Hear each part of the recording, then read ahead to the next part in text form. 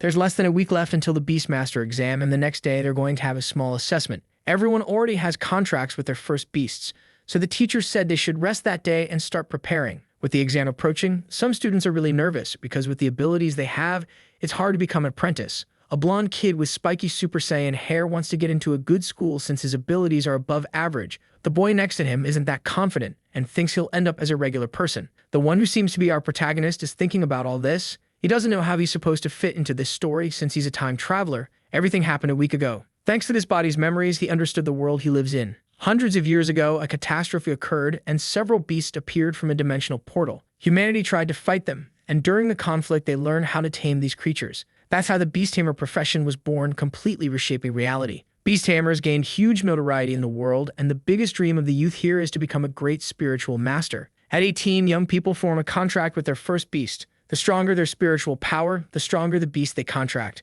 But none of that applies to our boy because this body already formed its first contract with a tiny, extremely cute snowball-like creature that wouldn't hurt a soul. Besides not being lethal at all, it can't evolve, so this young man's destiny is to live an ordinary life. Other time travelers end up with more luck. Our boy has no idea how he ended up in this situation. A student approaches him saying that living as a regular person is actually pretty good since you don't have to take unnecessary risks. They mock him, saying his little snowball could help sell ice cream. That irritates our protagonist. This situation seems to have activated the system that came with him and he feels confused, wondering why the system took so long to load. Now he starts celebrating because this is going to change his life completely. The first thing he does is check his status window. Whenever he achieves something, he receives rewards. He also checks Snowball's stats. When it reaches 100% growth, Snowball will evolve, which is really interesting because he believed evolution was impossible for it. The first evolution path he can choose is the Giant Path, focused on physical combat and ice element mastery, reaching up to rank 5. The other path is the Queen Path, focused entirely on ice mastery,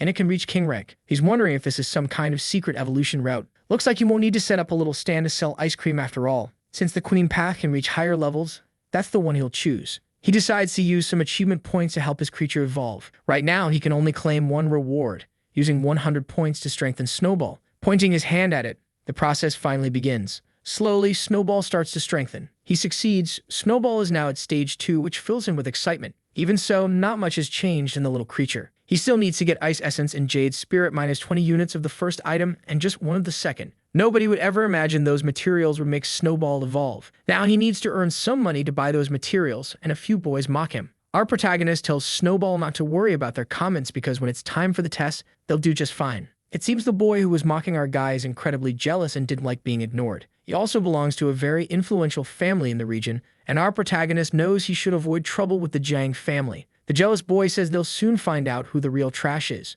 Those words end up triggering an unexpected reaction. The jealous boy and his friends start mocking even more, convinced that anything is impossible for our protagonist. After that humiliation session, a blonde girl shows up to scold Jang. Her name is Guan, and the boys say they're not afraid of someone they consider trash like our guy. Entering them once again, our boy leaves. There's no point arguing with idiots. He needs to go to the pet store to buy some items, and the girl can go with him if she wants. Our boy quickly realizes these items are really expensive. Months of savings disappear in just a few minutes. The blonde asks if he'd like to have dinner at her house because the invitation is from her mother. She also seems to have some kind of feeling for him and wants to know if he can accompany her for tomorrow's exam. He says yes, since he also has to take the same test, which makes the blonde extremely happy. They say goodbye, but she's clearly excited for the next day. Inside his home, our boy realizes Snowball's evolution is going to be a very expensive process. He immediately gives the items to be absorbed. The process happens quickly, and Snowball's body starts to grow. Then a bright light completely blinds him. Snowball's form begins to change, and to his surprise, Snowball now has a human body. She's become a small girl. With the rank 2 Ice Crystal Spirit, this time the creature can attack. Our boy is thrilled with this outcome since now he can actually pass the exam. He's still stunned that Snowball jumped an entire level. The average among students is for their creatures to be in stage 5 of the first level, which makes this even more impressive. Just by standing near Snowball, he can feel the cold she emits. Her strength definitely increased more than expected. If the system hadn't revealed what Snowball needed, no one would ever spend such expensive materials on such a weak creature. What he did was the right gamble. Spiritual crystals boost the pet's spiritual power, while the strength crystal boosts the user's power. Our boy immediately puts the ingredients in his mouth. In seconds, the transformation starts. Now he feels power he never had before, his physical and spiritual strength rising. He doesn't feel as cold anymore. Instead, he feels his strength overflowing. Even if he doesn't need to fight, strength is only a problem for those who don't have it. In case of danger, he'll know how to handle himself. While he's still thinking about all this, Snowball hugs his leg. It's time to use all the achievement points so Snowball can become even stronger, reaching stage 4 of level 2. The evaluation the next day is definitely going to surprise a lot of people. Now the boy walks casually through the streets with his friend. She wants to know if he's prepared for the exam, and he says he needs that qualification too. She seems to really like how enthusiastic he is, noticing the motivation he's showing. She never imagined he'd have the courage to do something like this. Our protagonist says people are always changing. Besides, she has no idea that he's a transmigrator. Some girls notice that the talented third-year student is there. They're talking about the blonde who's completely in love with our protagonist, saying she's always walking around with that loser. One of the girls heard that a popular guy had confessed to the blonde and got rejected. Out of jealousy, she said she couldn't understand what was so interesting about her. Our boy just quietly watches all that gossip. Finally, it's revealed the two are cousins, and because she's so talented, she has lots of admirers and plenty of haters too, but she doesn't care. Worried, the blonde wants to know if our boy is really going to use Snowball in the exam. He confirms it, saying Snowball shouldn't be underestimated, hugging him in a way that looks dangerously affectionate and extremely questionable in Alabama. She says that if they both pass, they're going to celebrate. While they're practically crushing our protagonist with that over-the-top affection, she says there's a shock she wants to visit. Their moment gets interrupted by a pair of background characters. The ugly girl accuses the blonde of stealing her boyfriend. Annoyed by the accusation, the blonde immediately asks who these two even are and who the boyfriend is supposed to be. The ugly girl says her boyfriend is Jiao Hong, but the blonde can barely remember who that guy even is and says she's not interested in him. Never was. The ugly girl refuses to believe it, saying her boyfriend has been reduced. With no time to waste in that place, the blonde drags our protagonist by the hand because they have more important things to do. At that moment, the other background character grabs him by the shoulder, saying he didn't give permission for them to leave, and if he keeps seeing his cousin being disrespected, he'll have to disrespect someone too. Showing an extremely murderous aura, the blonde strongly recommends that the jerk take his hand off her cousin. He instantly feels an overwhelming pressure. Instead of backing off, he chooses the most violent option, trying to punch a woman. But he gets completely stopped by our protagonist, something his cousin wasn't expecting. The ugly girl tells her cousin to stop messing around because everyone knows that guy is a loser. The jerk tries to throw some insults, but he can't stop sweating because he felt the strength in our boy's hand, who's clearly about to do something interesting. He slams his fist into the guy's stomach with brutal force. The jerk flies through the air like a garbage bag, shocking the ugly girl. While the guy struggles to stand up, our boy walks toward him. He says he's the blonde's cousin, and if the jerk wants to do anything to her, he'll have to deal with him first. At that moment, the background character starts to soil himself little by little, and the cousin of our protagonist is stunned by that show of strength. It was so intense her whole body reacted. Not even our boy expected to get that much stronger after using those items, and since the humiliation session wasn't enough, the blonde jerk decides to attack. This time he's going to use his spiritual energy. He manifests a kind of blue flame-like glow in front of all of them. But watching closely, neither our protagonist nor his cousin looks impressed. Standing before them is a ghost wolf that's still only rank 2. Fully convinced of his wolf's power, the jerk asks if they really want to challenge him. Snowball is still rank 1 but already reached stage 7. Her chances in that fight aren't great, and our boy is already thinking of alternatives, but his cousin chooses violence. Before she can act, she sees our protagonist step in her way, which surprises her a lot. She wants to know if he's really going to put Snowball into a fight, but he doesn't want her to get hurt, because that would affect her evaluation, so he'll handle the situation himself. The ugly girl starts smiling mockingly, convinced our protagonist has lost his mind, because the worst student in the whole city is eager to learn a violent lesson. The guy who will soon be bald ordered his wolf to attack. Meanwhile, our protagonist is calling Snowball over for a violent session. A bright flash appears in front of the wolf. The creature is immediately confused because its entire body is now freezing over. In the middle of all that ice, little Snowball appears,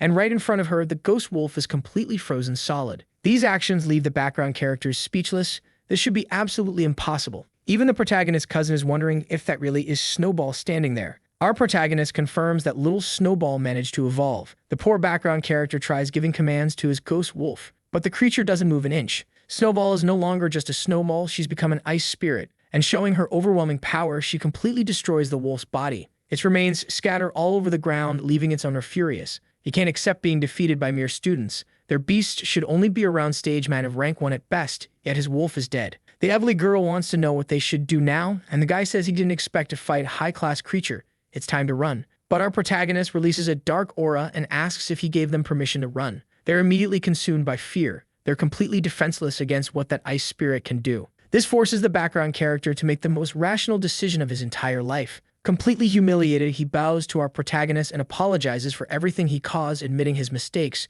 But our boy says he should apologize to someone else. The background character instantly turns and bows to the protagonist's cousin, begging forgiveness for the huge mess he created. The ugly girl still doesn't understand the reality of what's happening. Trying to snap her cousin out of it, she ends up getting slapped. He tells her to apologize too. Faced with this family issue, the cousin just tells them to leave already. They wasted enough time. With the fight finished, our protagonist walks over to the ice spirit and gives her a little pat while watching the two idiots run away in a panic. His cousin is genuinely excited by what she just saw and wants to know how he managed to do something that cool. The ice spirit's power is indeed impressive, but since their time is short, he says they'll talk about it later. They need to take the exam. Finally, they arrive at the Imperial Beast Association. Many students are amazed by what they see there. There's a huge monument called the Origin Stone. It's much bigger than what they saw in the books, and some want to know what makes it so special. This is the last exam of the year, and some people will lose their qualification forever, while others will get into the academy and live completely different lives. With all the students gathered, a door opens at the back of the room.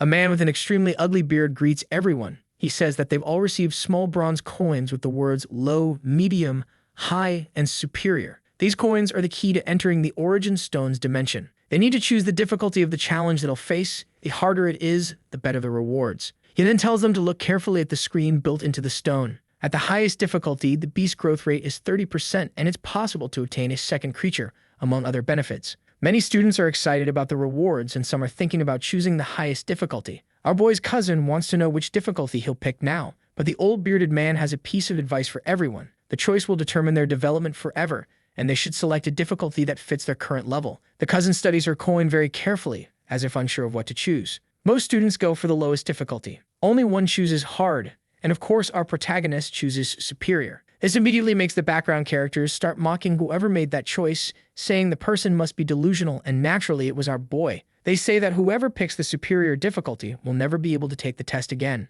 The cousin notices what happened. Shocked, she rushes over to ask him if he really chose the superior difficulty. If he fails, he won't get another chance this year. The background characters mock him even more, but our boy says he knows exactly what he's doing. These poor NPCs with limited screen time showed up just to belittle him. Even the teacher walks over and asks if he didn't hear the instructions. Students need to choose carefully. Only then does our protagonist say he made his decision after thinking deeply about it. Filled with disbelief, the hideously bearded teacher asks if he truly believes he can pass the superior difficulty. Overflowing with conviction, our boy says yes. The teacher ends up liking the kid's arrogance. He already gave his warning, but he can't stop children from playing with fire. Now that everyone has made their choice, he finally gives the main announcement. The test begins, and everyone must take their positions. The students sit in the hall, and mysterious energy starts flowing from the stone, making the portal grow larger. The same mysterious energy surrounds all the students, transporting them to another dimension. Meanwhile, the teacher is trying to memorize our protagonist's name. In that other realm, our boy appears in some kind of arena. He gets up carefully, realizing he's truly inside the virtual dimension of the Origin Stone. The students have been informed that any injuries suffered inside that dimension won't affect their real bodies.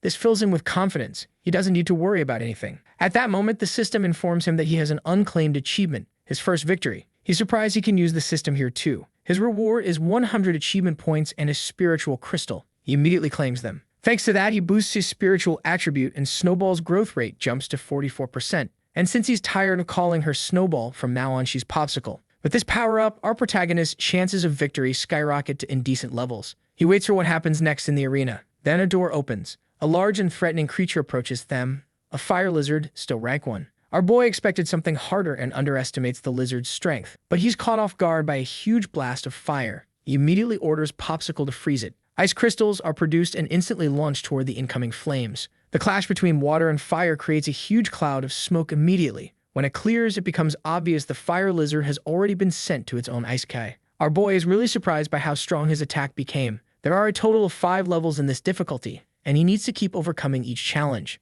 The next creature he faces resembles a mummy. Just like the fire lizard, it's also rank 1. For other challengers, this might be a bit difficult, but for our protagonist, it's nothing more than playtime. Outside, the teacher watches everything carefully. Our boy defeated the mummy so quickly that we didn't even get to see what it was capable of. Suspicious of the kid's potential, the teacher thinks maybe ice attributes gave him an advantage so far. The real challenge is still coming. This time, the gate that opens for our protagonist looks like the bars of a prison. A creature made of wood approaches, its eyes large and unsettling. It's a plant-type beast, already ranked 2. The teacher believes that although our protagonist creature is ranked 2 as well, it probably hasn't passed stage 1, unlike the enemy creature, which is stage 2, so he assumes our boy will lose. The monster rushes forward, ready to end the fight immediately, but it doesn't notice Popsicle's eyes glowing with a threatening light. Our boy realizes that because of the attribute disadvantage, ice alone won't be enough. The wooden creature uses its branches to attack viciously, managing to grab Popsicle's entire body. Now that she's restrained, the monster moves in to finish the battle. Watching from outside, the teacher feels confident his prediction was right. This is the end for the kid. But within seconds, he realizes he's completely wrong. Even though the creature is plant type, its body begins to freeze.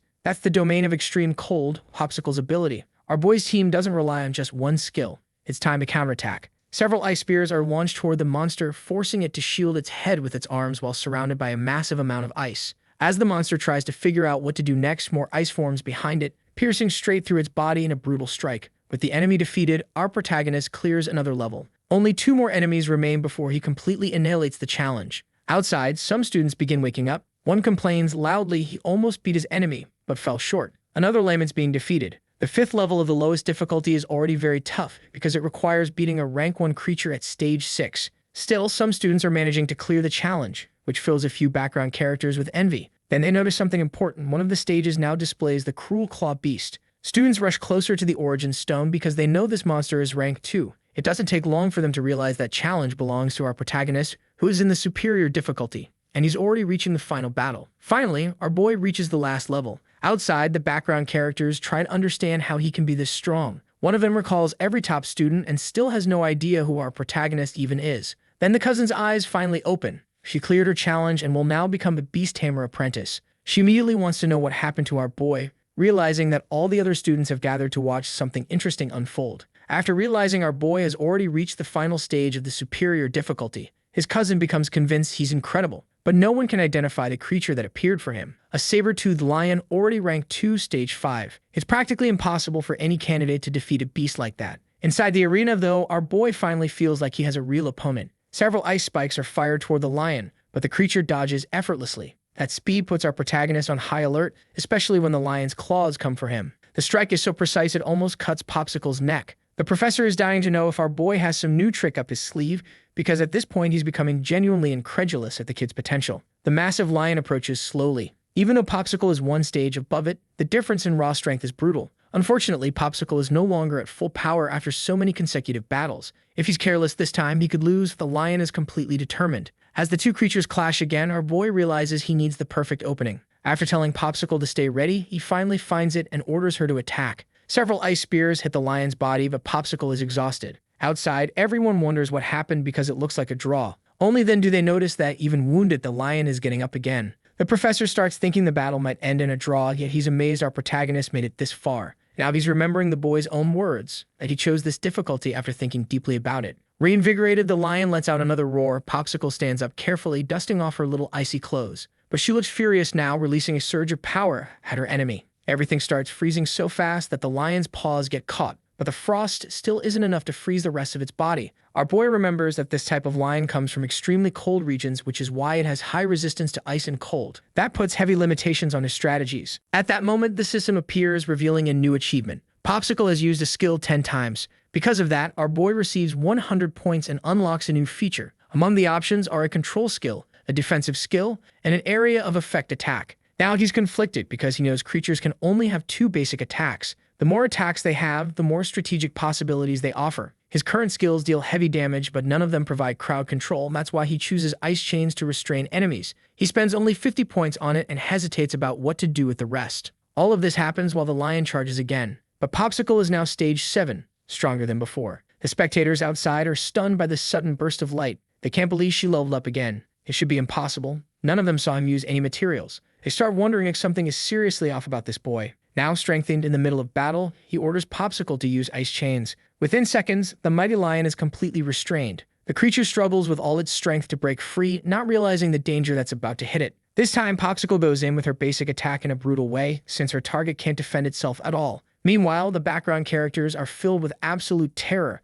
because that kind of power is completely unexplainable. Even the professor wants to know how that creature is able to use 3 abilities. The fight shouldn't have ended with that strike, but unexpectedly, the lion's hide turns out to be extremely thick. Even injured, the beast is still alive, so Popsicle uses the same attack again. Only then does the lion finally choose to give up its own life, unable to break free from the chains. With the test concluded, our boy's cousin starts celebrating wildly, already planning to put Alabama tradition into practice. Meanwhile, the background characters try to come up with conspiracy theories, claiming our boy must have bribed the examiner. The professor can't hide his shock. He's seen plenty of talented people, but this is the first time he's ever seen an unknown student with that much potential. Thanks to the consecutive battles, our boy managed to increase both his physical and spiritual strength. He's still at apprentice level, yet he's already far stronger than any newcomer in his situation. And because of the difficulty he chose, he earned extremely valuable benefits. The system even informs him that he can form a contract with a second creature. With so many possibilities, he decides to leave that decision for later. After receiving all his rewards, he decides it's time to return to the real world. But when he opens his eyes, he's surprised he's surrounded by all his classmates. They wonder how he pulled off something so incredible, and they're convinced Popsicle is some sort of extraordinary beast. In the middle of everyone, his cousin finds a way to squeeze in and hug him, clearly thrilled he passed. Walking toward him, the professor praises everything he accomplished, saying he's genuinely impressed and apologizing for the comments he made earlier. This attitude shocks the background characters. They've never heard anything like it. Our boy says he didn't take it personally. The examiner immediately calls our boy by his name and asks if he'd like to join the Beast Himmer Association, offering him a high-ranking position with a great salary, promising it won't interfere with his studies. His cousin urges him to accept right away because only the best receive an offer this good. It's such a disputed opportunity that even the top students aren't guaranteed to get in. If he accepts, he knows it would be financially amazing. But there's a catch. Nothing in life is free. If he receives that much now, he'll have to pay for it somehow, and the association has many strict rules. He doesn't want to lose his freedom. So he thanks the examiner for the offer and says he'll consider it after graduation. A very brave background character, after watching all that, asks if he can take the spot instead, but the examiner ignores him completely, already imagining how much our protagonist will grow in the future. He assures the boy he won't pressure him to change his mind, and says that if he ever reconsiders, he'll be welcomed with open arms, pointing straight at the association's emblem. After that intense test, our boy finally steps outside, but he and his cousin are stopped by someone calling out to her, asking the girl to wait. They're her friends, Blossom and Buttercup. Without any hesitation, Buttercup asks her friend to get our protagonist's contact number. Blossom is doing the same, eager to stay in touch with someone that talented. Since they'll all be classmates, the girls are excited to keep contact with him. But that sudden and very convenient attention ends up making the blonde incredibly jealous, and our protagonist says he still has a few things to take care of, so he's heading out. The girls, however, are desperate to get added as friends on social media. While he's escaping, he gets a message on his phone telling him to come to the office immediately. It's his teacher. She's looking for him. And my God, what an amazing teacher. She's already heard the rumors that our protagonist completed the superior difficulty test. The boy looks at her, still completely confused. But he ends up getting ambushed by his teacher, who loves students who stand out, which is why she hugs him with such enthusiasm. His memories of her are a bit different, though. Back when he did poorly on tests, he had to run away from that force of nature. This time, however, she called him because she has something to give him. Our boy notices the book she hands over contains basic spiritual techniques. She believes these cultivation methods will be useful since they're essential for apprentices, and he should start studying right away. Beyond the presence of beasts, spiritual energy control is the most important aspect of combat. Tamers with strong spirit can defeat dangerous creatures even without relying on their beasts, and they can also protect their own creatures, making the duo truly unstoppable. Our boy becomes extremely excited with the gift and promises he'll start studying immediately. She tells him that if he has any problems in the future, he can come to her for help. Now he's sitting on his bed studying the first techniques in the book. He decides to learn the basics now so that once he joins the academy, he can focus entirely on advanced knowledge. Within 10 minutes, he's already cultivating. His eyes glow and the energy in his body spreads throughout the room. Looking at his hands, he realizes he mastered the basics, something a mediocre person would take months to learn. And because he mastered a spiritual technique, the system rewards him with more points. He's thrilled with his progress.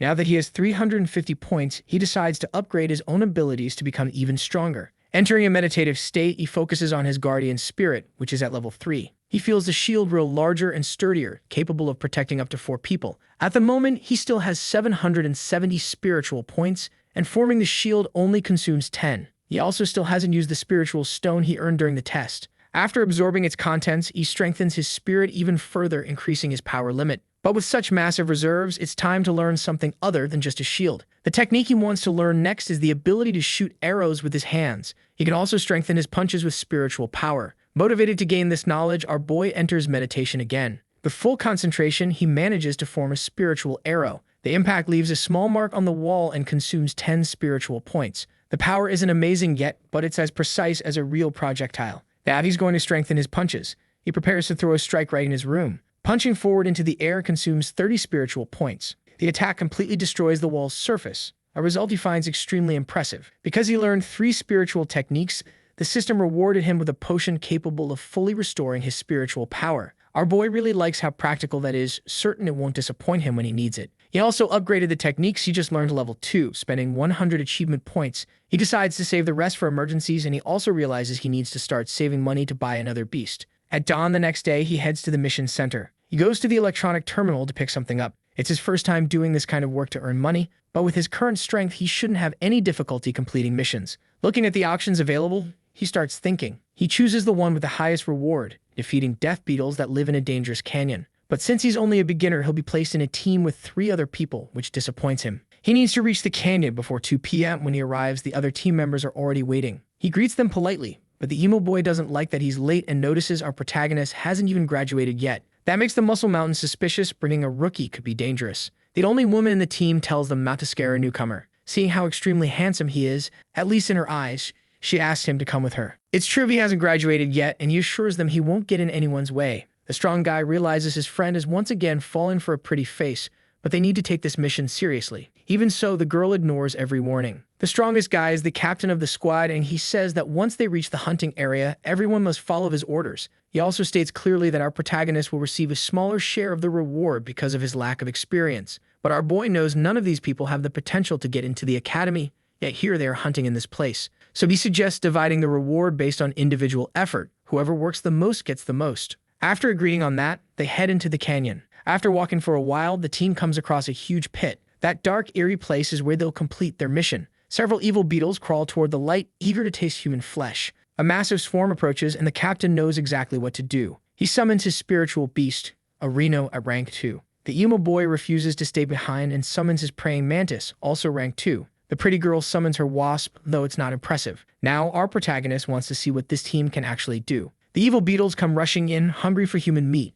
The captain orders his rhino to charge and wipe them out. The creature plows through the swarm, spreading death among the small monsters. Even the emo boy is confident. His praying mantis can cut through almost anything, but the mantis gets surrounded by enemies. That's when the pretty girl steps in. Her wasp turns out to be dangerously effective, firing its stinger and taking down several beetles at once. The creatures drop to the ground, defeated. The emo boy looks at our protagonist and says they're incredibly strong when they work together, and the rookie is just going to stand there watching. The captain says that if the boy wants to receive any reward, he better start working right now. The pretty girl says she'll share her reward with him, as long as he stays behind her. The creatures that had been brutally beaten moments ago are now standing up again. Our boy notices those attacks were useless and didn't accomplish anything against the beetles. Now the creatures gather for a new assault. The sound they make is different this time, and that leaves the pretty girl terrified. The beetles have been overtaken by a frightening malice, and even bigger creatures begin appearing, ready to inflict suffering on humans. There are so many beetles crawling across the ground that they look like a living carpet. The emo boy notices a new type of beetle emerging from the hole, its horns completely different.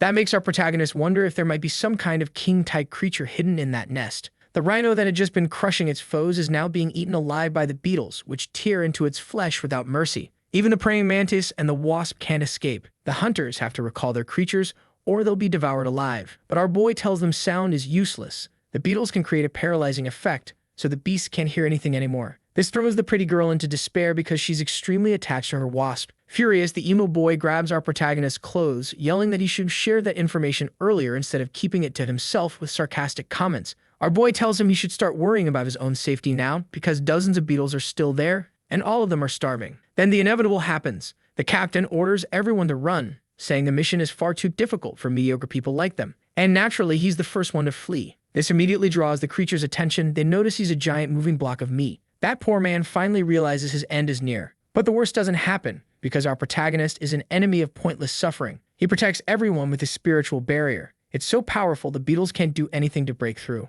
The captain realizes only students from the Imperial Academy can learn techniques at that level, but our boy tells him to shut up and pay attention to what's going to happen now. The poor guy can't even speak. He's completely overwhelmed. It's time for our protagonist to summon his ice spirit, Little Popsicle. No one knows what she is since they've never seen anything like her in their lives. To our boy, all these beetles are just rank 1 creatures. The only advantage they have is numbers. But that means nothing because Popsicle is already rank 3, and she's overflowing with cruelty to share. The little Popsicle begins summoning her cursed ice spikes, spreading her freezing cold across every creature in sight. Our protagonist recommends that his teammates recover their beasts right now, or it might be too late, unless of course they want to lose all rights to any reward. After witnessing that display of power, the team agrees that the entire reward should go to him alone. The emo boy hates the idea. He feels threatened by that statement. It even sounds like our protagonist might be the legendary Academy candidate who passed the superior difficulty test, And to his shock, our boy confirms his identity and says he was the one who cleared that difficulty.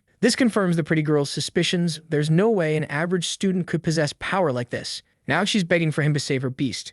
Even the emo boy is anxious now. They need that ice melted so they can save their creatures. The team captain ends up punching him, realizing the kid is already acting completely out of it. Our protagonist doesn't need to prove anything anymore. They were arrogant and ignored the potential of the rookie. Slowly, the ice begins dissolving. It's time for those background characters to retrieve their creatures before the beetles start moving again. The pretty girl wants to know what our protagonist plans to do next since the beetles can't be wiped out that easily. But he already has everything planned. He's going to attack the king of that nest. With his face still swollen, the emo boy can't believe our protagonist actually wants to enter that hole. As he goes inside, our boy tells the NPCs to hurry up. Once he's within that place, he notices the darkness doesn't bother him at all. Enhancing his body also sharpened his senses. Now he can see every beetle approaching, but none of them can break through his spiritual barrier. They rush at him with full force, only to be sliced apart by his attacks. This time, he's cutting the beetles into pieces. With so many creatures in the area, he realizes the barrier won't last long. No matter how much energy he has left, things could go badly. That's when he remembers he still has achievement points to use.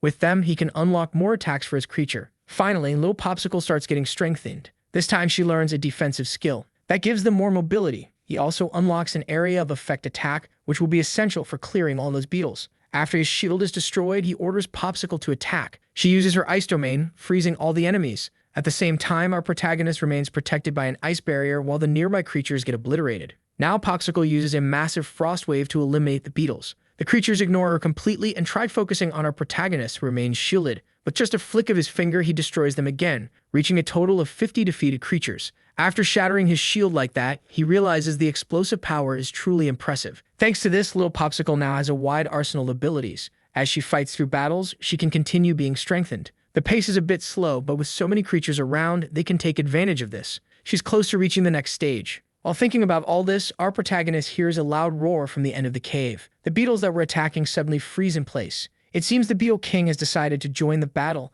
and our boy is already waiting for it. Outside, the background characters watch anxiously. The pretty girl insists they report the mission's true difficulty immediately, fearing for his life. But the emo boy doesn't care at all, saying the protagonist went in there willingly. At that moment, someone arrives and politely asks them to make room. He's already a bronze-level tamer and wants to know if this is where the beetle mission takes place. The team captain confirms it but warns him to be extremely careful. In his place, he wouldn't attempt anything. Only then does he notice the newcomer is indeed a bronze-level tamer. This surprises the whole team. Beast tamers in the association are divided into 3 ranks. Bronze tamers make up the top 30% on the entire planet. Silver tamers make up 12%, and those who reach gold, only 3%. The eccentric newcomer introduces himself. His name is Loda, and he explains that the association notified him about the mission's sudden difficulty change, so they came to clean everything up. The pretty girl realizes that with him around, they might actually survive, and she asks to go with him. Luana says that if she really wants to witness his battle performance, he'll allow her to accompany him, but he makes it clear the guys aren't qualified to go.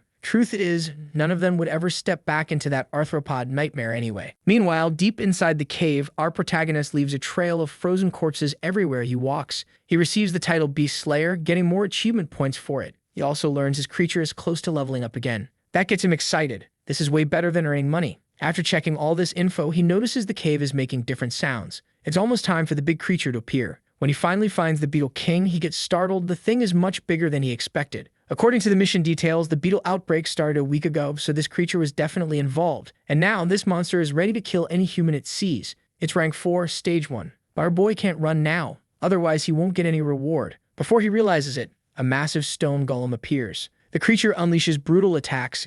It's the other tamer, the one who finally caught up to our protagonist. Since he brought the pretty girl with him, she's relieved to see the protagonist alive and well. But he can't understand why she returned, until she mentions the other tamer. Overflowing with confidence, Luada tells our boy to step aside because the situation is too dangerous for children. That legendary Beetle King only appears once every few thousand years and can control an entire swarm. Luada says he'll handle it, but our protagonist says he accepted the mission, so it's his job to defeat the monster. Acting extremely arrogant, the tamer asks if our protagonist has any idea who he is. At that exact moment, the Beetle King tries to attack, but the stone golem protects its master. Luada formally introduces his creature. That stone monstrosity is rank 3, stage 9. The fight grows more intense with every moment. Our protagonist orders Popsicle to use her ice chains. After that, he calmly says he's just an apprentice tamer. Luada immediately realizes he's standing in front of the Academy prodigy who passed the superior difficulty test. Still, he claims that doesn't mean much because he's facing a real tamer, battle-tested and approved at the bronze difficulty level.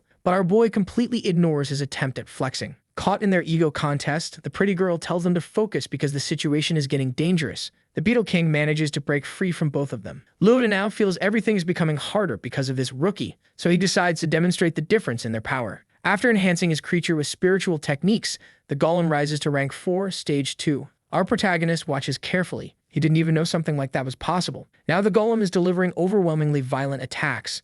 The poor Beetle King is nearly shredded apart. Loda says not everyone can learn complex techniques like that. That's the real distance between them. But he doesn't notice the Beetle King getting angrier and angrier. Fueled by pure hatred toward humans, the monster starts moving again. The creature seems completely renewed, and now it's in a state of total frenzy, boosting its power to rank 4, stage 3. The poor stone golem is struggling to keep fighting, which leaves its owner worried. Seizing the opportunity, our boy uses his spiritual attack together with Popsicle. Thanks to that hit, he manages to damage the Beetle King's shell, leaving a small wound. But the moment the creature feels pain, it immediately shifts its focus. As soon as its attention turns to our protagonist, he uses his ice chains, but the creature is far too strong to be restrained by that. Our boy starts getting worried. The monster is trying to attack him directly. Thankfully, the stone golem manages to grab it, putting both tamers on equal ground again. But the golem can't hold for long. It's thrown across the cave, its massive solid body smashing into a wall. The impact seems strong enough to knock it out of the fight completely. The pretty girl panics. This beetle is far too powerful for them, and they're all close to dying in that place.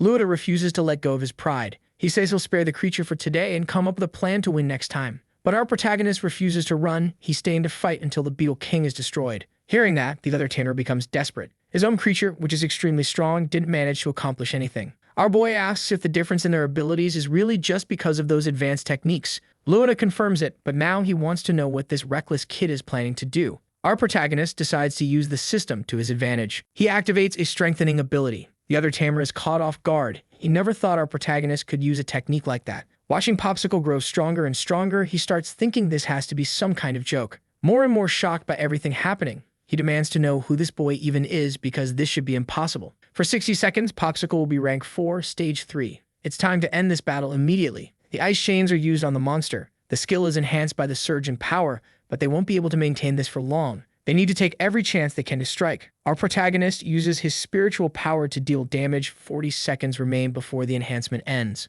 Under the force of the violent attacks, the chains can't hold the Beetle King's body any longer. Loda begs him to stop, saying that if he keeps draining his power like this, he'll end up dying young. But our boy assures him he's only using half of his spiritual reserves. He's not doing anything dangerous. Hearing that, the tamer is horrified. Something like that should be completely impossible. The pretty girl is now absolutely certain she's witnessing a true prodigy. And for the first time, she believes they might actually win. Even after taking all those hits, the Beetle King is still alive and threatening. But Popsicle has lost all patience with this fight. She sends a powerful blow at the creature, and the shockwave is overwhelming. No one can explain what just happened or why Popsicle is that powerful. Luna says that in ancient times, mythical beasts joined the battles too. Humans managed to gather 5 elemental creatures and restore order to the world. Ever since then, those 5 beasts completely disappeared. Only 30 seconds remain, and our protagonist is eager to finish the fight right now. Popsicle is fully prepared to unleash the final strike, the cruelest of them all. After being beaten harder than at any point in its entire life, the beetle tries to run,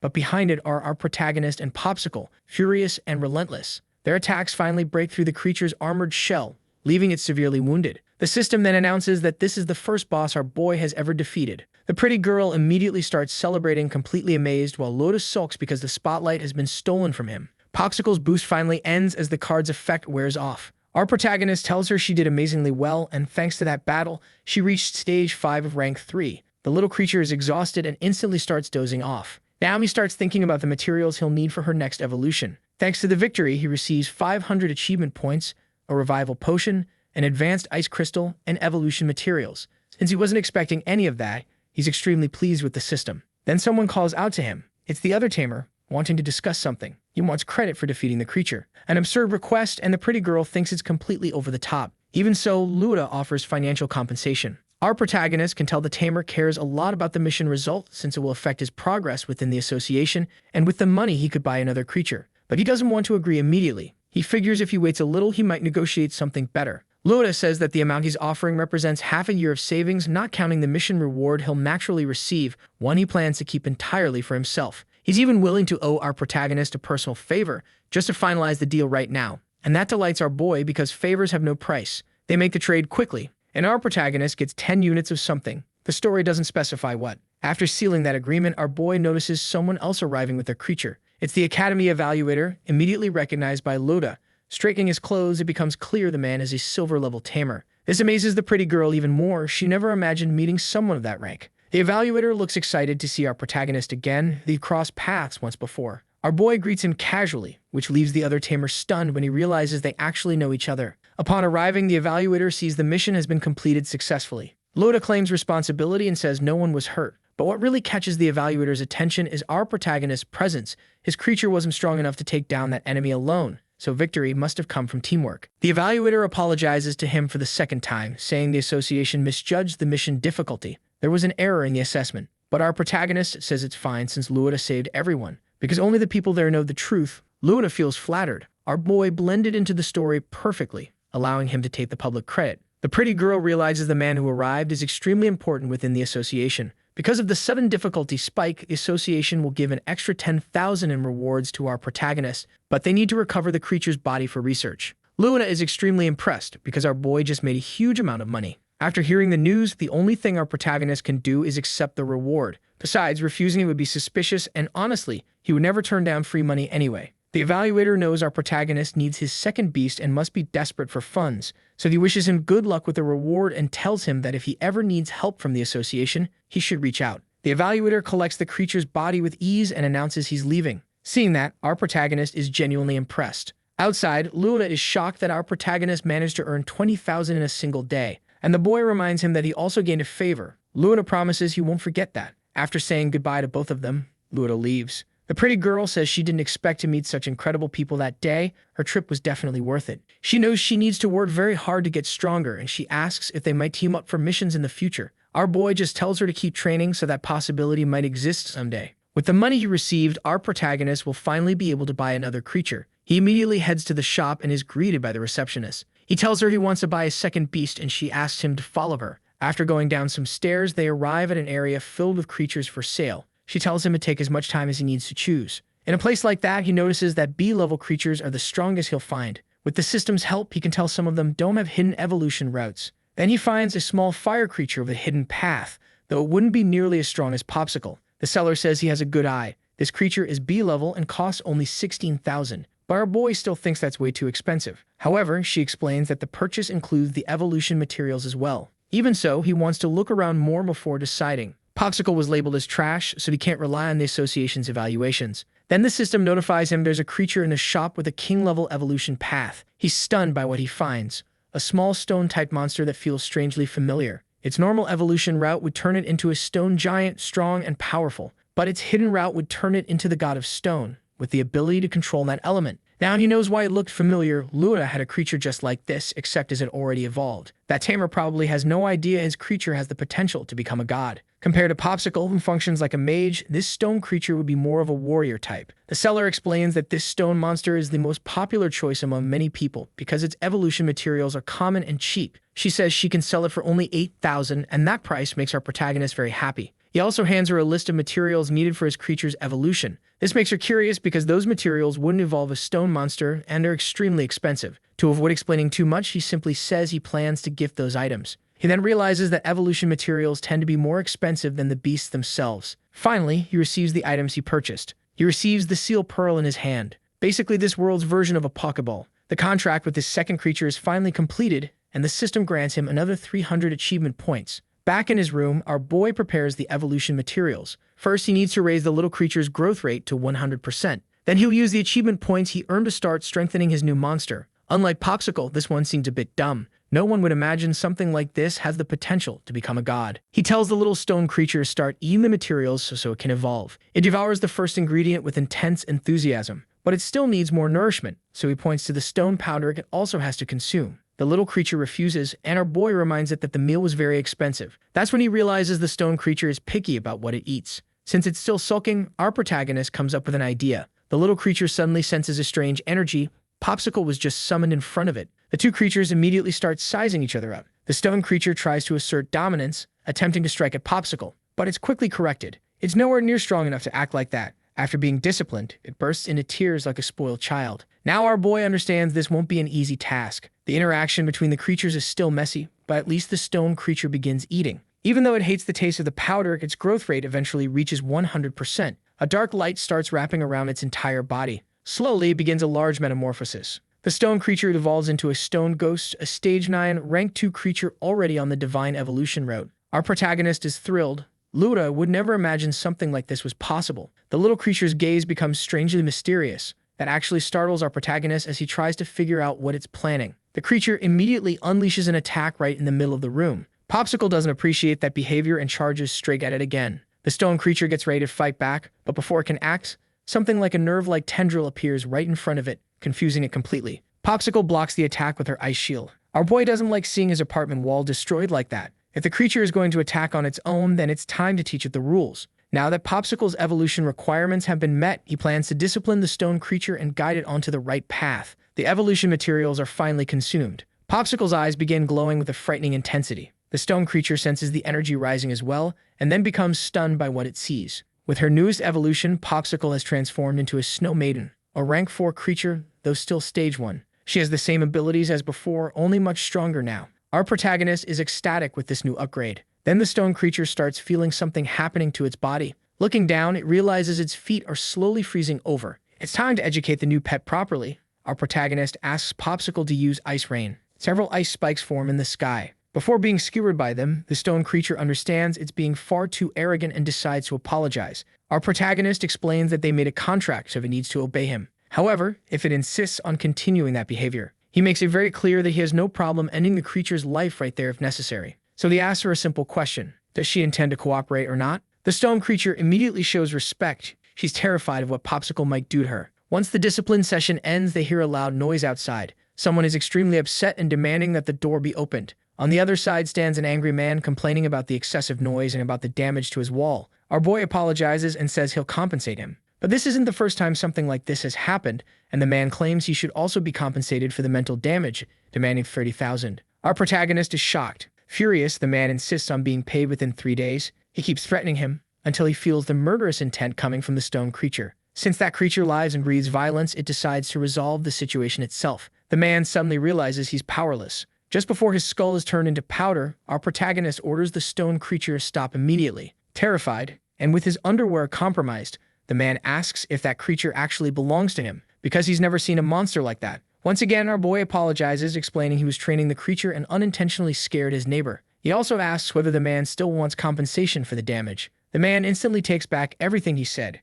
After all, the noise was just a small inconvenience and really should be taken too seriously. Finally, the night ends. Our protagonist rests alongside his beasts. The next morning, he wakes up in panic because his phone is ringing nonstop. His cousin is calling. Today is the entrance exam for the Imperial Academy, and apparently he completely forgot about it. By the look on his face, it's clear he genuinely didn't know. Even so, he manages to meet his cousin at the school gate. When she sees him approach, she extends her hand to greet him. The background characters around them start mocking him for arriving late to such an important event. The teacher isn't happy either. She notices he overslept again. He explains he's been exhausted lately, but she still wants to know if he's been practicing his spiritual techniques. His cousin watches their interaction closely. The teacher begins addressing the entire class. She reminds them they're the elite of the school and that this year's exam will be far more challenging. She tells them not to feel guilty if they fail and only asks that they do their best because she believes in them. The students get fired up by her speech and promise to give everything they've got. Meanwhile, our protagonist quietly hopes he'll outperform everyone again. Once they're on the bus headed to the exam site, his cousin asks why he hasn't been answering her messages. The truth is he's been extremely busy lately and completely forgot. She then tells him that her fierce magic bird has successfully evolved and she's thrilled about it. He's happy to hear it and believes the exam will go smoothly. Looking out the window, his cousin is amazed by the size of the city, but she doesn't notice that she just pressed her best attributes directly against his face again. Only after a moment does she realize what happened. She becomes completely embarrassed, instantly killing the joy our protagonist was feeling. The students finally arrive at the Imperial Academy, an absolutely stunning building that looks almost like a palace. Everyone is amazed. Some are already thinking that if they manage to get accepted, their lives will completely change. Our boy, who is keeping things low-key, notices people clearing a path. They're students from another school who also came to take the exam. More background characters start showing up as well. Blossom approaches our protagonist's cousin. Since she's the class representative, she should also assert herself in that situation. Feeling a bit shy, she looks at our protagonist, who gives her full approval. She then does exactly what the other representatives did. She introduces herself to everyone. But one of the background characters doesn't like that. He sees their school as a group of country bumpkins. And to be fair, our boy's hometown is a bit remote and far from the main cities. Then someone finally appears among the gathered youths. It's the professor in charge of registration this year, a man with thin facial hair and a very tired expression. He congratulates everyone for making it this far, but tells them not to be happy yet. The difficulty of the entrance exam is far higher than anything they've done before. Compared to previous years, this time the rejection rate is 80%. The students who chose the easiest test difficulty start getting nervous. One background character mocks them, saying nobody from our protagonist's school will pass, clearly just trying to stir trouble. Another one, very bald, believes that he and his friend will definitely pass, but can't imagine who else might make it. The ugly girl starts analyzing things seriously. She thinks the long-haired student looks strong and will probably pass. She scans through the other candidates until her eyes land on our protagonist. Her impression is that he looks extremely strange. The bald guy immediately asks what she noticed. She says it's nothing. She just felt that his strength might be unknown. She says this while staring closely at him, but the bald guy dismisses it, believing he's just a clueless bumpkin and not worth worrying about. The professor tells everyone that they'll be staying at a hotel that night, and he hopes they all rest well for the upcoming exam. Some students get excited. Even the food will be free. Our protagonist's cousin invites him to join her for a meal. They head to the cafeteria where many candidates have already gathered. Some background characters nearby start making disrespectful comments about his cousin's physical attributes. One of them warns the others to keep quiet or they might get in trouble. At their table, his cousin tells him he needs to eat more, then piles way too much protein onto his plate, far beyond what he needs. Blossom and Buttercup join them, saying the two of them look like a cute couple. This embarrasses his cousin a lot because she never thought about things that way. The background characters are shocked. Several girls are gathering around our protagonist. One of the boys becomes extremely jealous, thinking that he should be the one getting attention from women because of his looks. Then a guy approaches their table and asks if he can sit with them. Our protagonist's cousin doesn't like that at all, but she still allows him to sit. The background character starts introducing himself. He says he's from Kimping School and his name is Hainon. Good grief, every name in the story is a challenge. Now that he's sitting beside our boy, the protagonist asks what brought him over. Xiang explains that he heard someone from our protagonist's school managed to take the exam in the superior difficulty, and he really wants to meet that person. Buttercup doesn't like that at all. Neither does Blossom. They think this guy came just to gather information so he can beat his competitors later. But the poor guy insists he just wants to make new friends. For small side characters like him, the only way to survive in the story is by getting closer to the main cast. Our protagonist's cousin tells him she has nothing to say to him and asks him to leave. Even so, Xiong begs them not to be so hostile. He's not there to bribe, unlike his classmates, and he points toward the leader of his school, that long-haired background character who is currently surrounded by girls. He's a very famous prodigy in his region. He completed the exam in the difficult setting, and his beast is a plant-type creature already at rank 3. Blossom and Buttercup are stunned. That's way too high a rank for a freshman. Xiang explains that the guy's family is extremely wealthy and supplies him with rare materials. Hearing this, our protagonist's cousin realizes she still has a long path ahead since her creature is only at stage 7 of rank 2.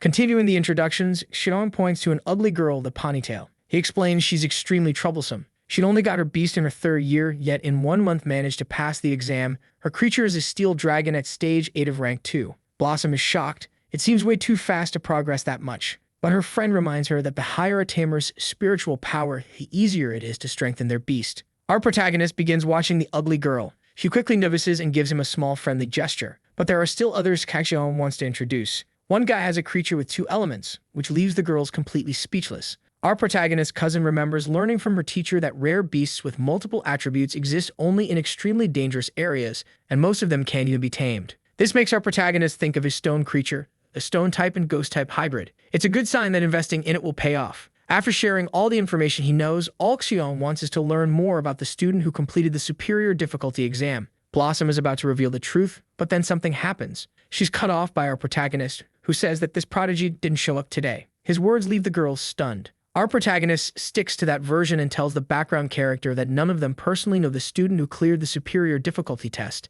Xiong is disappointed, and since no one wants to share anything with him, he says goodbye. But he can sense something is being hidden, and he's sure the one who passed the superior test is among that group. He joins another table full of his classmates and tells them that he'll be testing that guy soon. Blossom wants to know why our protagonist didn't tell the truth. After all, it's something he should be proud of. But he doesn't like attention. He doesn't want the spotlight, and he doesn't even believe a stranger's information should be trusted. After finishing their meal, everyone begins leaving the cafeteria. Stacy, this will be the cousin's name from now on, tells her friends they should train that night so they can perform well on the exam. She also invites our protagonist to stop by their room later so they can train together more effectively. Naturally, our boy's corrupted imagination immediately creates an extremely unlikely but very appealing scenario. But their moment is interrupted by complete nonsense. a background character suddenly slaps Stacy on the butt. He wants to know if he and his friends can visit her room that night, clearly implying he's ready to do something disgusting. He didn't expect Stacy's violent reaction. She's already prepared to crush his skull with her bare hands. The guy, eager to provoke, catches her fist to show off his physical strength. His friends start grinning, but none of them notice that something extremely dangerous is about to happen. Our protagonist is overwhelmed with genuine rage. He's thirsting for blood. The problem is that if he fights there, he'll get punished, and Stacy asks him to ignore it. The background character says that the girls in this school are beautiful, while the guys apparently are pathetic. He finishes that sentence, and in the next instant, a punch flies toward his face at high speed. In seconds, our protagonist smashes the guy's face in. The impact sends him flying several meters, filling his friends with terror and despair. Even then, they think our protagonist will get beaten up, but he has already activated cruelty mode. He can tolerate humiliation directed at himself, but they made the mistake of messing with his cousin. Feeling his murderous intent, the students begin to soil themselves very slowly, and our protagonist declares that he won't allow them to walk away unpunished. The background character with the smashed face manages to stand up. He's ready to attack with spiritual energy, but someone stops him. It's his school's representative, the long-haired background character who doesn't want his institution's reputation tarnished. He also admits that our protagonist's punch was quite strong. Still furious, our protagonist says the matter is far from settled. The background characters insist they'll teach him a lesson, and the long-haired representative says he'll hear our protagonist's complaints. The two glare at each other with hostility until Stacy calls him over to leave before someone ends up dying in that hallway. Only then does our protagonist finally suppress his murderous aura. He reveals he's actually excited to see these people again during the exam. The girls with him are delighted by that display of power and brutality. They are becoming even more interested in him. Finally, it's revealed that the long-haired background character is actually a pervert, and he somehow figures out who the prodigy from the superior difficulty test is. Everyone returns to their rooms. A mysterious mist is coming from the bathroom of one of the girls. For inexplicable reasons, the girls decided to shower together. Stacy asks why they need to be squeezed together like that. Blossom, full of mischief in her eyes, says it's necessary for their training. Buttercup is extremely enthusiastic about that kind of training and even offers to give her friends a massage. But Stacy doesn't seem embarrassed. She only says they shouldn't touch her body randomly. The next day, all the students gather in a hall, and the professor is already waiting for them. He says he has good news first, but after evaluating the candidates' levels, he reached an obvious conclusion. This is the worst selection of students in history, and he can't expect anything positive from them. Everyone is shocked because that news is anything but good.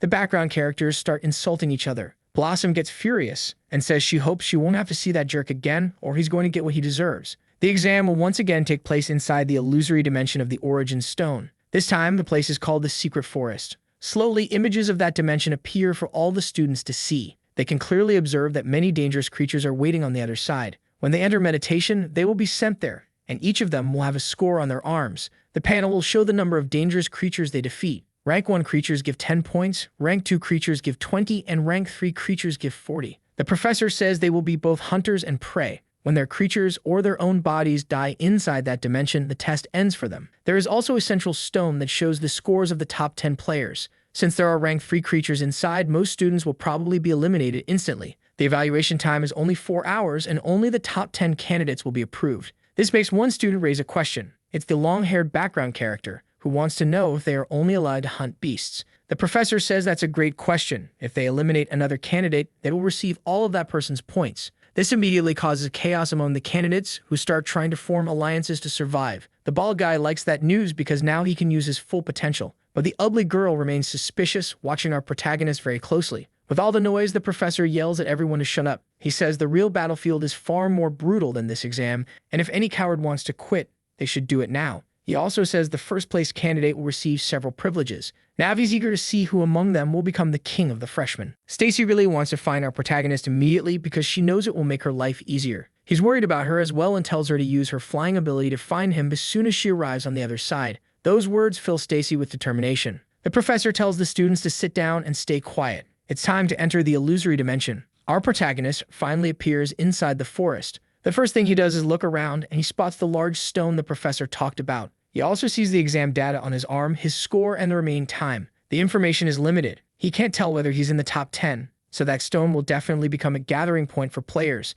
making it the most dangerous area. In other words, if he hunts freely without checking the stone, he won't know his real position. And if he is in the top 10, he'll become a target without noticing. It seems the true goal of the exam is to force players to fight among themselves, because those who are strong enough can ignore the rules entirely. Treating it like a game, our protagonist is ready to enjoy himself. As he walks, an attack suddenly happens. Something loses its fangs. A big snake tried to strike him, but it's only Rank 1. The poor creature definitely won't be biting anything else for the rest of its life. Our boy only put up that barrier as a precaution to avoid situations like this. Since he was already in the middle of a fight, he decided to call out the stone creature to have some fun too. He plans to hide his own strength for now so that he can explore the true potential of his new beast, especially since it has two attributes. The snake in front of the stone creature doesn't seem dangerous at all. Since it was already trying to run away, our boy chooses to ignore it. Hunting it would be a waste of time for such a small amount of points. Because he wants to test his creature's potential, it's time to look for opponents that are much more ferocious and dangerous. What's really bothering him, though, is wondering whether Stacy will be able to find him in that place.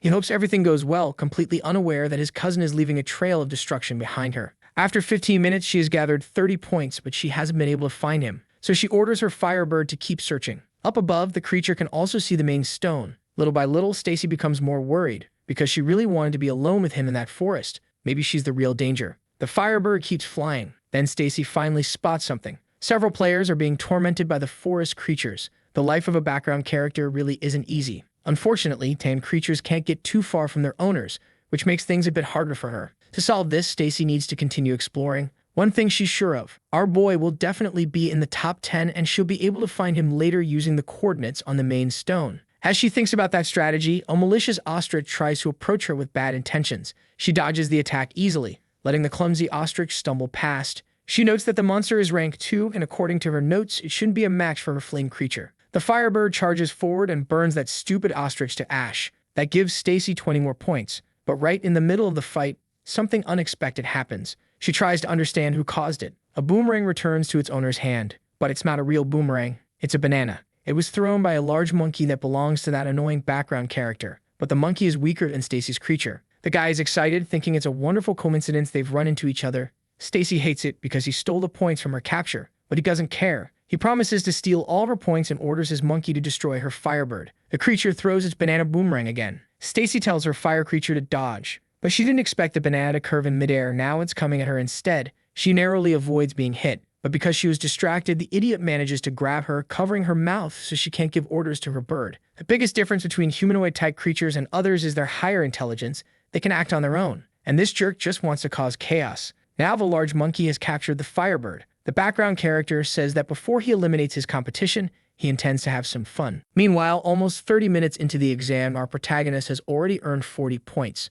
The stone creature is working hard for that. And deep in the forest, he runs into the background character who was trying to gather information earlier. The creature with him isn't very strong, and besides that, it's extremely ugly. The chubby guy is excited because he's already gathered 60 points. Only then does he recognize our protagonist, who approaches him in a friendly way they met earlier in the cafeteria. Our boy knows he hasn't been identified yet and hopes to extract some information from this background character. When he walks over with the stone creature, the chubby guy goes into pure excitement. He's never seen a creature like that and is amazed. But since he sees it's a stone type, he immediately assumes our protagonist is not the prodigy because that prodigy was known for using an ice creature. Our boy tells him the stone creature is just a common D-rank beast that recently reached rank 2. The chubby guy proudly shows his own creature, which is very exotic and already at stage 7 of rank 2. Our protagonist is genuinely impressed, which flatters the chubby guy. He suggests they team up to gather more points. That proposal gets our protagonist interested. But in reality, the chubby guy is already planning to betray him the first chance he gets so he can steal all his points. Meanwhile, deeper in the forest, Stacy has decided she's had enough humiliation.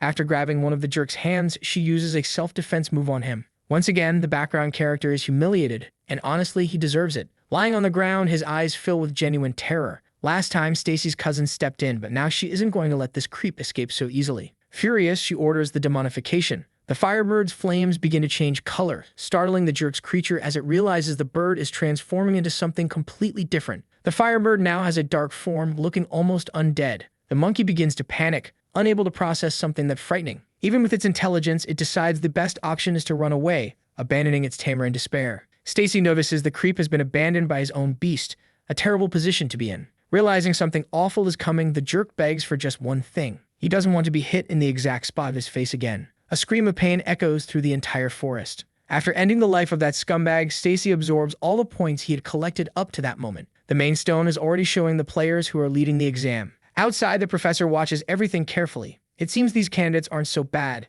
Less than an hour has passed and someone already surpassed 100 points. Now the professor watches the long-haired student. That guy just encountered a rank 3 creature, and dangerous tiger, but his plant-type creature is also rank 3 and at a higher stage. The duel between them is about to begin. The tiger is determined to enjoy another meal, but the plant creature manages to capture it with its tentacles. The monster's strength is absurd, though. It breaks free easily and bites into the plant. Even if he isn't a vegetarian, the tiger doesn't refuse a free salad. The long-haired student is furious because his venomous plant is playing too much with its prey, and they need to move on to the next target. Suddenly, the tiger begins to feel the worst stomachache of its life. The pain is overwhelming. The plant's tentacles pierce through the tiger from the inside out. The battle finally ends. Then the plant presses its roots into the corpse, absorbing all the nutrients instantly. The carcass shrivels right away. The long-haired sociopath is extremely pleased. He's now leading the competition. Other competitors finally reach the main stone, watching closely the names of those who were leading everything. Seeing that, the bald guy acted like it was nothing surprising since the ugly girl was in second place,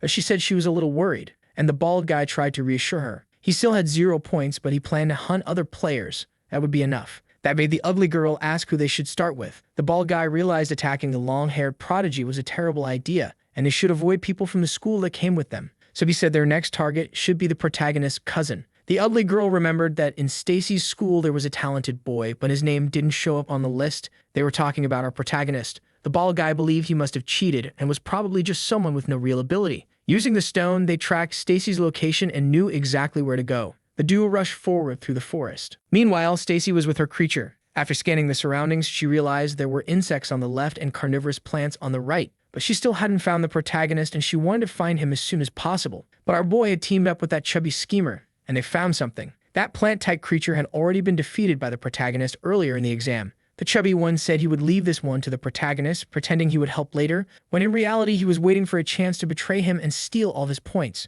Pebble went in with brutal force. In just a few seconds, the plant creature was already defeated. Pebble has no mercy. He only knows how to deliver pain and violence. That's when the chubby guy started thinking about what had just happened. That enemy was defeated with a single hit, and that display of force was not something he expected to witness. Now there were a little over 2 minutes left before everything ended, and the protagonist's cousin was among the top 10. The professor was surprised by the protagonist's progress. In less than 2 hours, he had managed to enter the list. Only then did he notice the protagonist was working together with another candidate. The chubby boy was now terrified because he wasn't managing to contribute to that progress at all. The protagonist apologized for being too strong. Since their performance was crucial for passing, he instructed his creature to finish everything quickly, but because the chubby guy needed points, he would be the one to fight next. The truth was that the big guy hated the protagonist's attitude and was still determined to steal all his points. At that moment, the system warned that a rare beast had been detected, and the protagonist believed he would get more points from it. In the middle of the trees, he found a strange golden-colored trunk. The chubby one couldn't believe it was real. He could already imagine the bonus points he would receive. But then one of the roots grabbed him, while the protagonist dodged effortlessly. Now the chubby guy was in real trouble.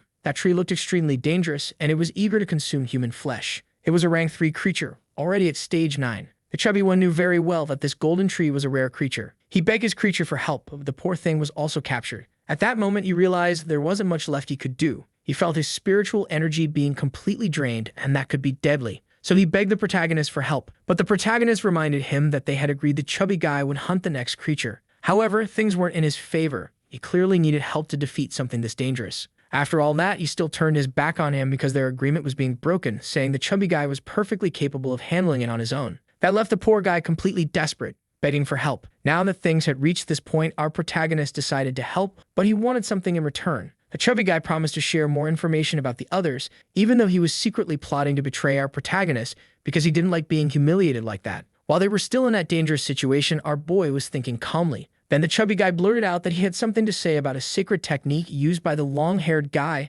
and now he needed help immediately. Our protagonist started wondering if that technique was similar to what he saw when he hunted the Beetle King. If so, that information was valuable, so he ordered Pebble to use a crushing blow against that tree. Pebble, a devoted lover of every possible variation of violence, charged into the attack, but on the way he ran into several roots. Thanks to his strength and speed, he dodged all of them and closed in dangerously on the creature's main trunk. He finally had the range to hit his enemy when one of the tentacles grabbed him by the waist. Pebble was completely restrained, his attack neutralized. Our boy immediately realized that his creature, even at stage 9 of rank 2, still struggled against strong enemies, and now couldn't break free from all those roots. There was no other option. He would have to summon Popsicle for this fight. But as he thought about that, he noticed something. Even while being restrained, Pebble was still trying to resist. Our protagonist decided to encourage him, asking if that was really all the strength he had. Pebble seemed fired up by those words, revealing all of his hidden rage. The evil tree sensed something was happening and sent even more roots to wrap around him completely. There was a real chance Pebble wouldn't escape this one. The chubby guy watching the fight was sure everything was over now, and there was no salvation for either of them. A total of 27 participants had already been eliminated. The professor decided to personally check things himself because he wanted to understand the true power our protagonist was hiding.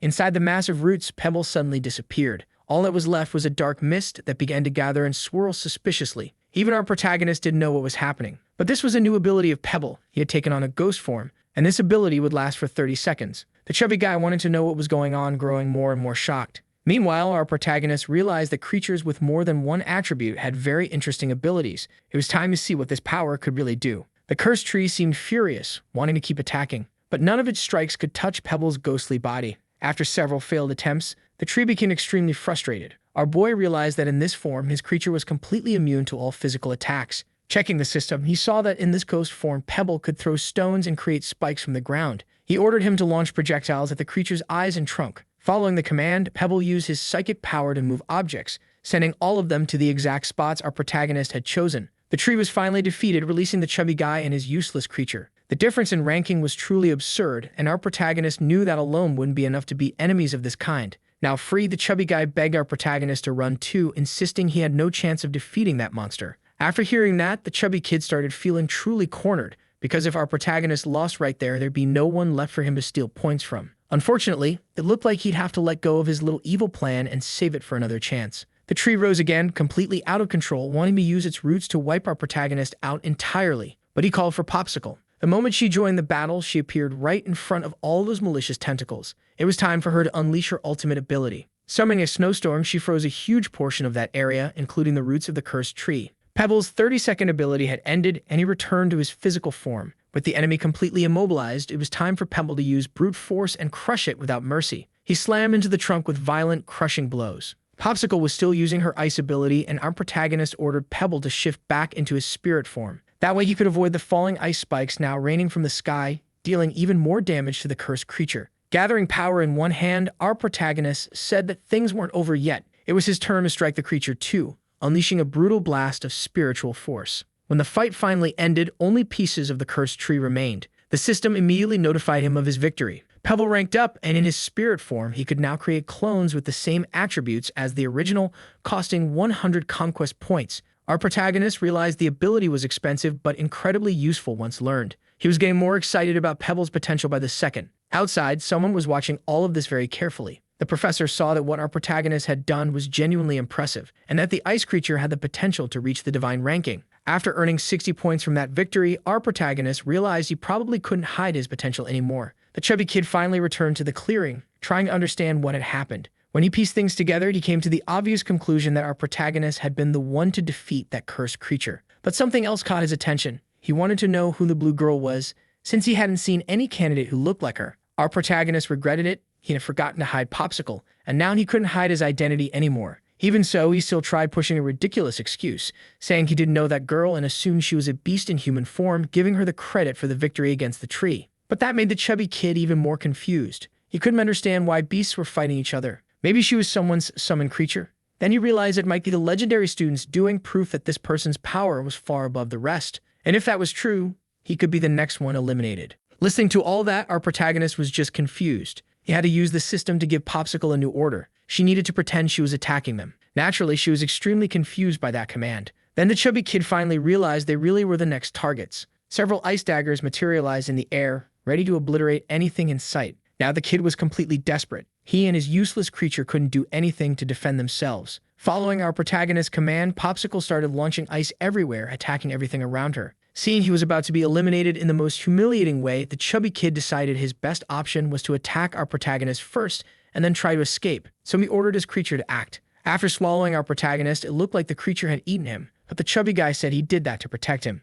Using the system, our protagonist confirmed to Popsicle that everything was fine and told her to leave first. He gave the same order to Pebble. After running for a while, the chubby guy was completely exhausted and needed to catch his breath. But he believed the situation was perfect now, since he managed to escape danger and would still earn some points. Inside the creature, our protagonist wanted to know if it was safe yet, which startled the chubby guy. Using his magic barrier inside that stomach, he hadn't been digested at all, and he asked if he could be released. The chubby guy claimed they were still being chased and told him to hold on a bit longer, but he couldn't understand why his creature hadn't digested him. That meal was starting to make the monster feel extremely sick. Eventually, the creature spat our protagonist back out. Watching all that, the chubby guy had no idea how he managed to escape. Our protagonist figured that if the monster kept chasing them, they could combine forces and destroy it. That made the chubby guy certain he was dealing with a complete fool. Now that they weren't being chased anymore, our protagonist wanted to hear more about that exclusive spiritual technique. The chubby guy suggested they go to the main stone first to check if they were ranked in the exam. On the way, he explained that this spiritual technique is something only a few tamers can awaken. You can acquire it through books, but it's so rare that even teachers aren't always willing to teach it. Hearing that, our protagonist wanted to know what techniques his competitors were using. But they'd finally reached the main stone, and the chubby guy was eager to check the rankings.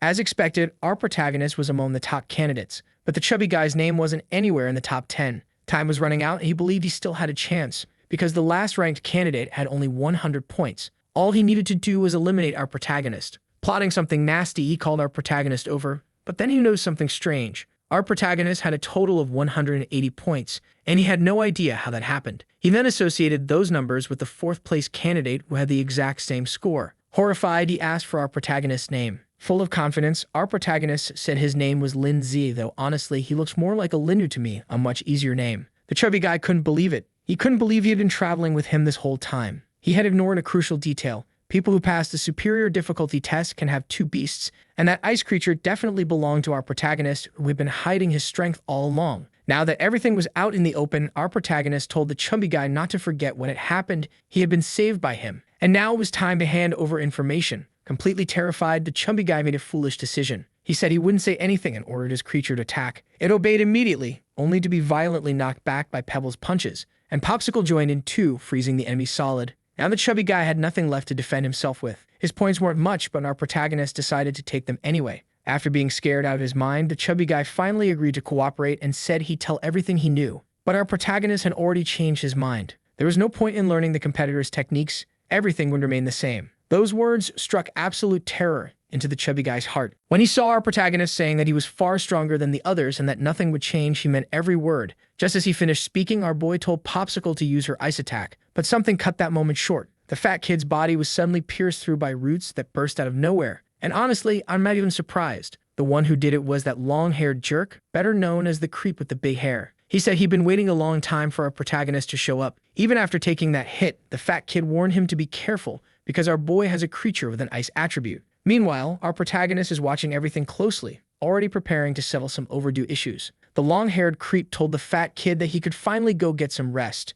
In truth, he was thrilled about it, because all of the fat kid's points were about to be absorbed by his master, so in the end, his sacrifice would not be in vain. But before the poor guy could disappear, his body was frozen into a massive block of ice. Now the creep's full attention is on our protagonist. He wants to uncover the power he's been hiding all this time to see whether he deserves the title of top freshman. But our boy couldn't care less about titles. If that fight is only for something so pointless, he'd rather have peace. When he heard that, the long-haired creep assumed our protagonist had admitted defeat. Completely unhinged, he said he was shocked to find out what a coward he was and promised to crush every top scorer one by one. Just imagining the pleasure he'd get from that made him look even more degenerate. Only now did our protagonist remember that his cousin is in that place too. The same goes for her friends, and all of them would be in danger if that disgusting creep got anywhere near them. After checking her location, he started moving toward her immediately, but the long-haired jerk is determined to get in his way, ordering his plant-type creature to block the path. The creature launched its tentacles right away, trying to stop him, and even managed to restrain Pebble. But our protagonist still managed to protect himself with his spiritual shield. This made the creep think our protagonist was nothing but a clown,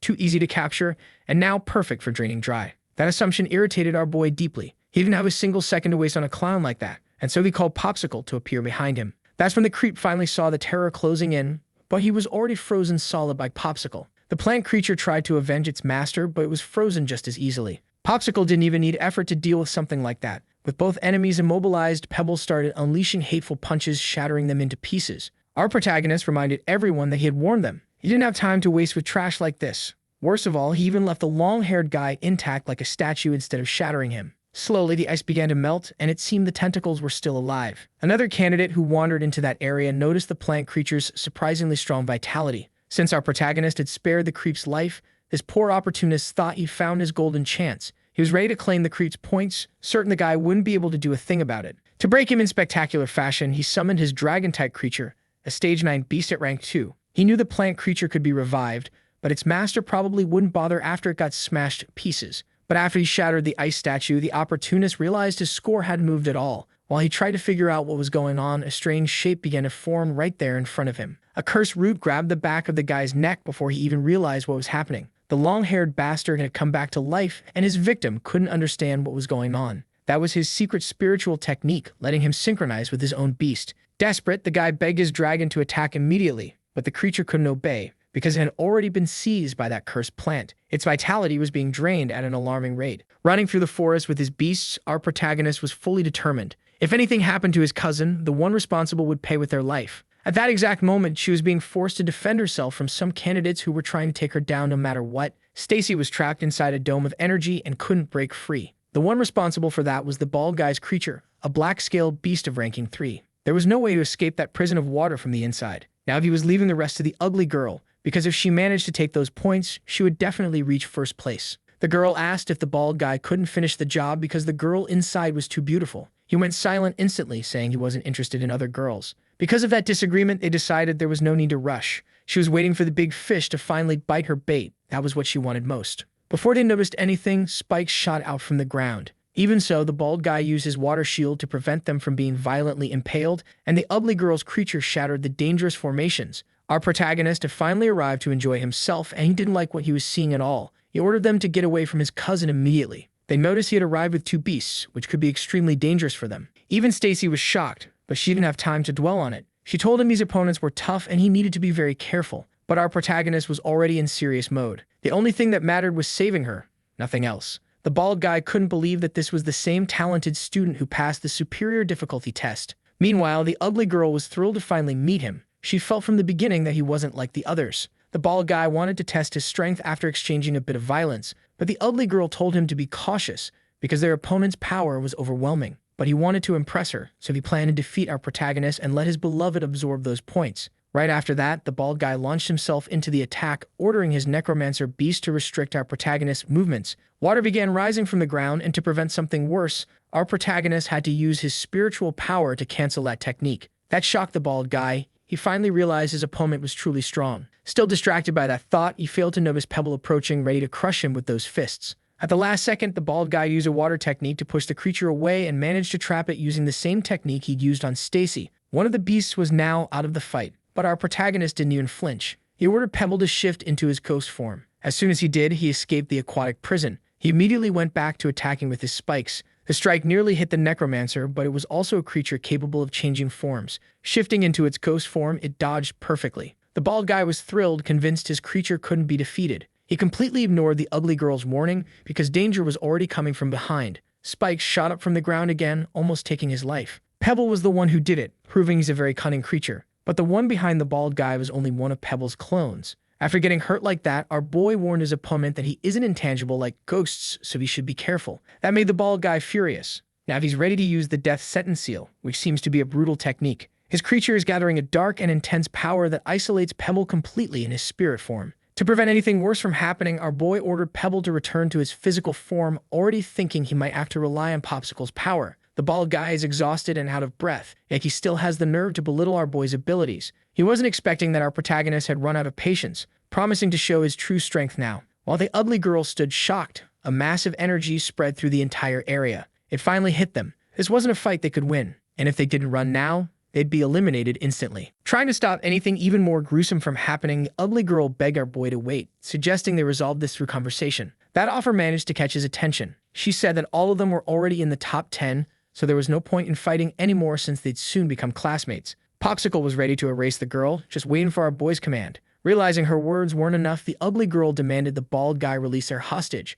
but he was afraid that once freed, the girl might team up with the enemy, leaving them without any guarantee of survival. Annoyed, she ordered him to obey immediately, and that made the bald guy cancel his water prison. Stacy could finally move freely. Her Firebird was also ready to jump back into the fight, but before anything else, she ran to our boy to thank him. He told her not to worry. While he was there, no one would lay a hand on her. Now he could focus his killing intent on what truly mattered. Just because they let Stacy go didn't mean he would spare them. That declaration made the bald guy snap completely, ready to unleash everything he had to strike back. But the ugly girl said she had something that could satisfy our protagonist, revealing that she could use her sensitivity to help him unlock his own spiritual ability. Much calmer now, our boy acknowledged that it was a very appealing offer. The The bald guy hated that idea, unwilling to see our protagonist receiving help. But after examining the expression on the ugly girl's face, he started falling into deep conspiracy thoughts, imagining he had already lost the love of his life. In the middle of all this chaos, another player appeared. Our boy hadn't imagined he was still alive,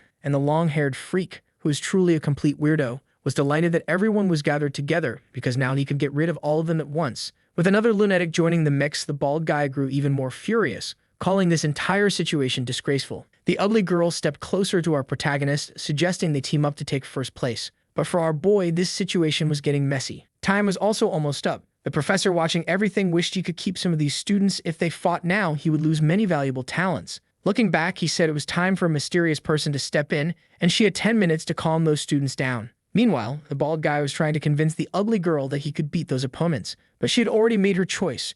She really wanted to help our protagonist. That revelation completely shattered the bald guy's sanity, making him absolutely certain she must like our protagonist. Accepting that rejection inside his own head, he swore he would wipe everyone out at once. The long-haired weirdo was excited about that too, since he enjoys a bit of violence. Then a mysterious voice ordered everyone to stop, announcing that all of them had passed the exam and now needed to complete a special mission. A large blue portal appeared in the middle of the forest. From inside it, several people emerged. Because those young candidates were far more talented than the others, they would be compared to second-year students. If they lost the fight, they would still remain approved, but if they won, they would receive rewards. Stacy thought that was unfair since they weren't even first-year students yet and were already being challenged by second years. Not to mention that all of them had just gone through brutal battles and their creatures were exhausted. Our protagonist didn't agree with that complaint at all. He had already called out their new opponents, inviting them to come practice a little violence. The long-haired creep was also annoyed since he wanted to defeat his competitors, but now he had to redirect his attention. Same for the bald guy who wanted to unleash his frustration on someone else.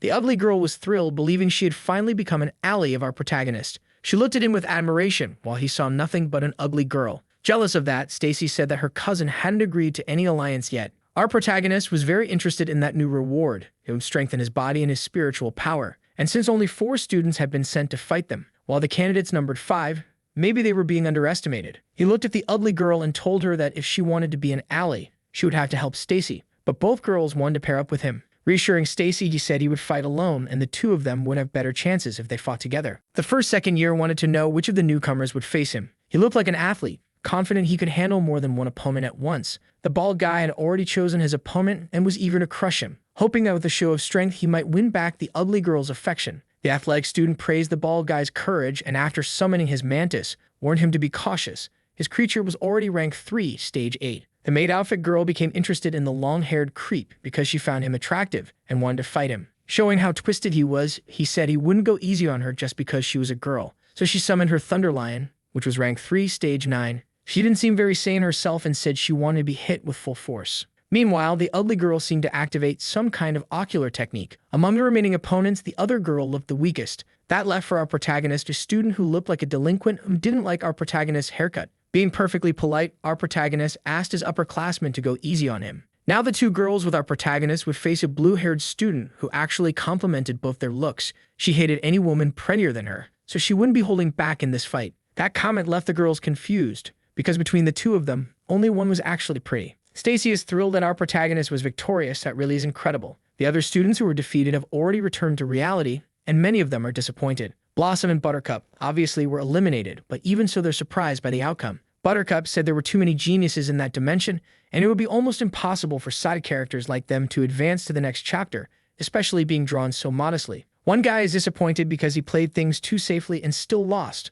Another is realizing his head still hurts a lot. The examiner is impressed. Some people really managed to go far this time. He's interrupted by someone who places a hand on his shoulder. It's the bespectacled professor who asks to be put in charge of the next test for those students. The examiner is surprised by his appearance, but he knows this professor uses extreme evaluation methods. That's exactly why the bespectacled professor wants to select a few more people from among those who failed. If he wants to do that, the examiner won't oppose anything, giving him permission to pick whoever he wants from the pile of rejects. With all the students watching, the bespectacled professor announces that he has 10 more spots. Anyone who passes his test can still be accepted. This instantly revitalizes everyone's spirits. Even Blossom and Buttercup see it as a chance delivered by fate, and this time they're ready to give it everything they have. Other side characters are also fired up. They don't want to lose an opportunity that just fell from the sky. Back in the dimension where our protagonist is, the violence continues. The bald candidate is already regretting everything because the difference in power between him and his opponent is enormous. The athletic student starts celebrating, calling the bald candidate a loser. In another battle, countless blows are exchanged.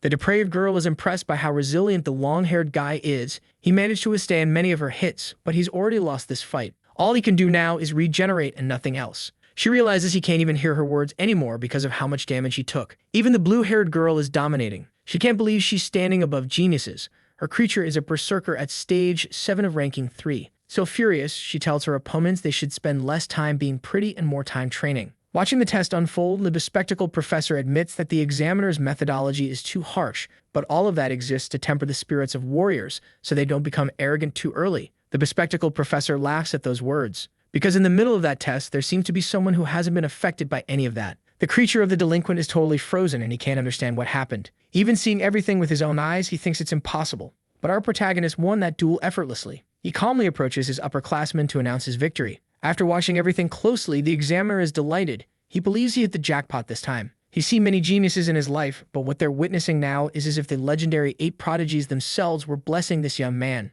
It's incredibly inspiring. Even the bespectacled professor believes our protagonist has even greater potential and wants to become his teacher immediately. That's when the examiner reminds him that students who make it into the top 10 must follow the institution's rules. Inside the dimension, the poor student with the questionable haircut is still trying to accept his defeat, and Stacy is thrilled by our protagonist's victory, finding it truly amazing. The ugly girl, on the other hand, is extremely confused. She never expected our protagonist to have that kind of strength. All of this happens while the bald guy is lamenting his own defeat, promising that he will turn all that frustration into motivation and that he will get his revenge. The other upperclassmen, now gathered, can't believe our protagonist managed to win since he hasn't even officially become a student there yet. But our guy is overflowing with confidence, suggesting that anyone who doesn't believe him should test him while they still can. He even suggested that all 3 attack him right now, so there would be no excuses later. The athlete senior immediately ordered his mantis to attack, but Pebble wasn't going to allow that. The creature blocked the arthropod's strike with ease, and it was time for it to return the violence. The teachers already know those seniors are no match for our protagonist. If things continue like this, the second-year students will be completely crushed,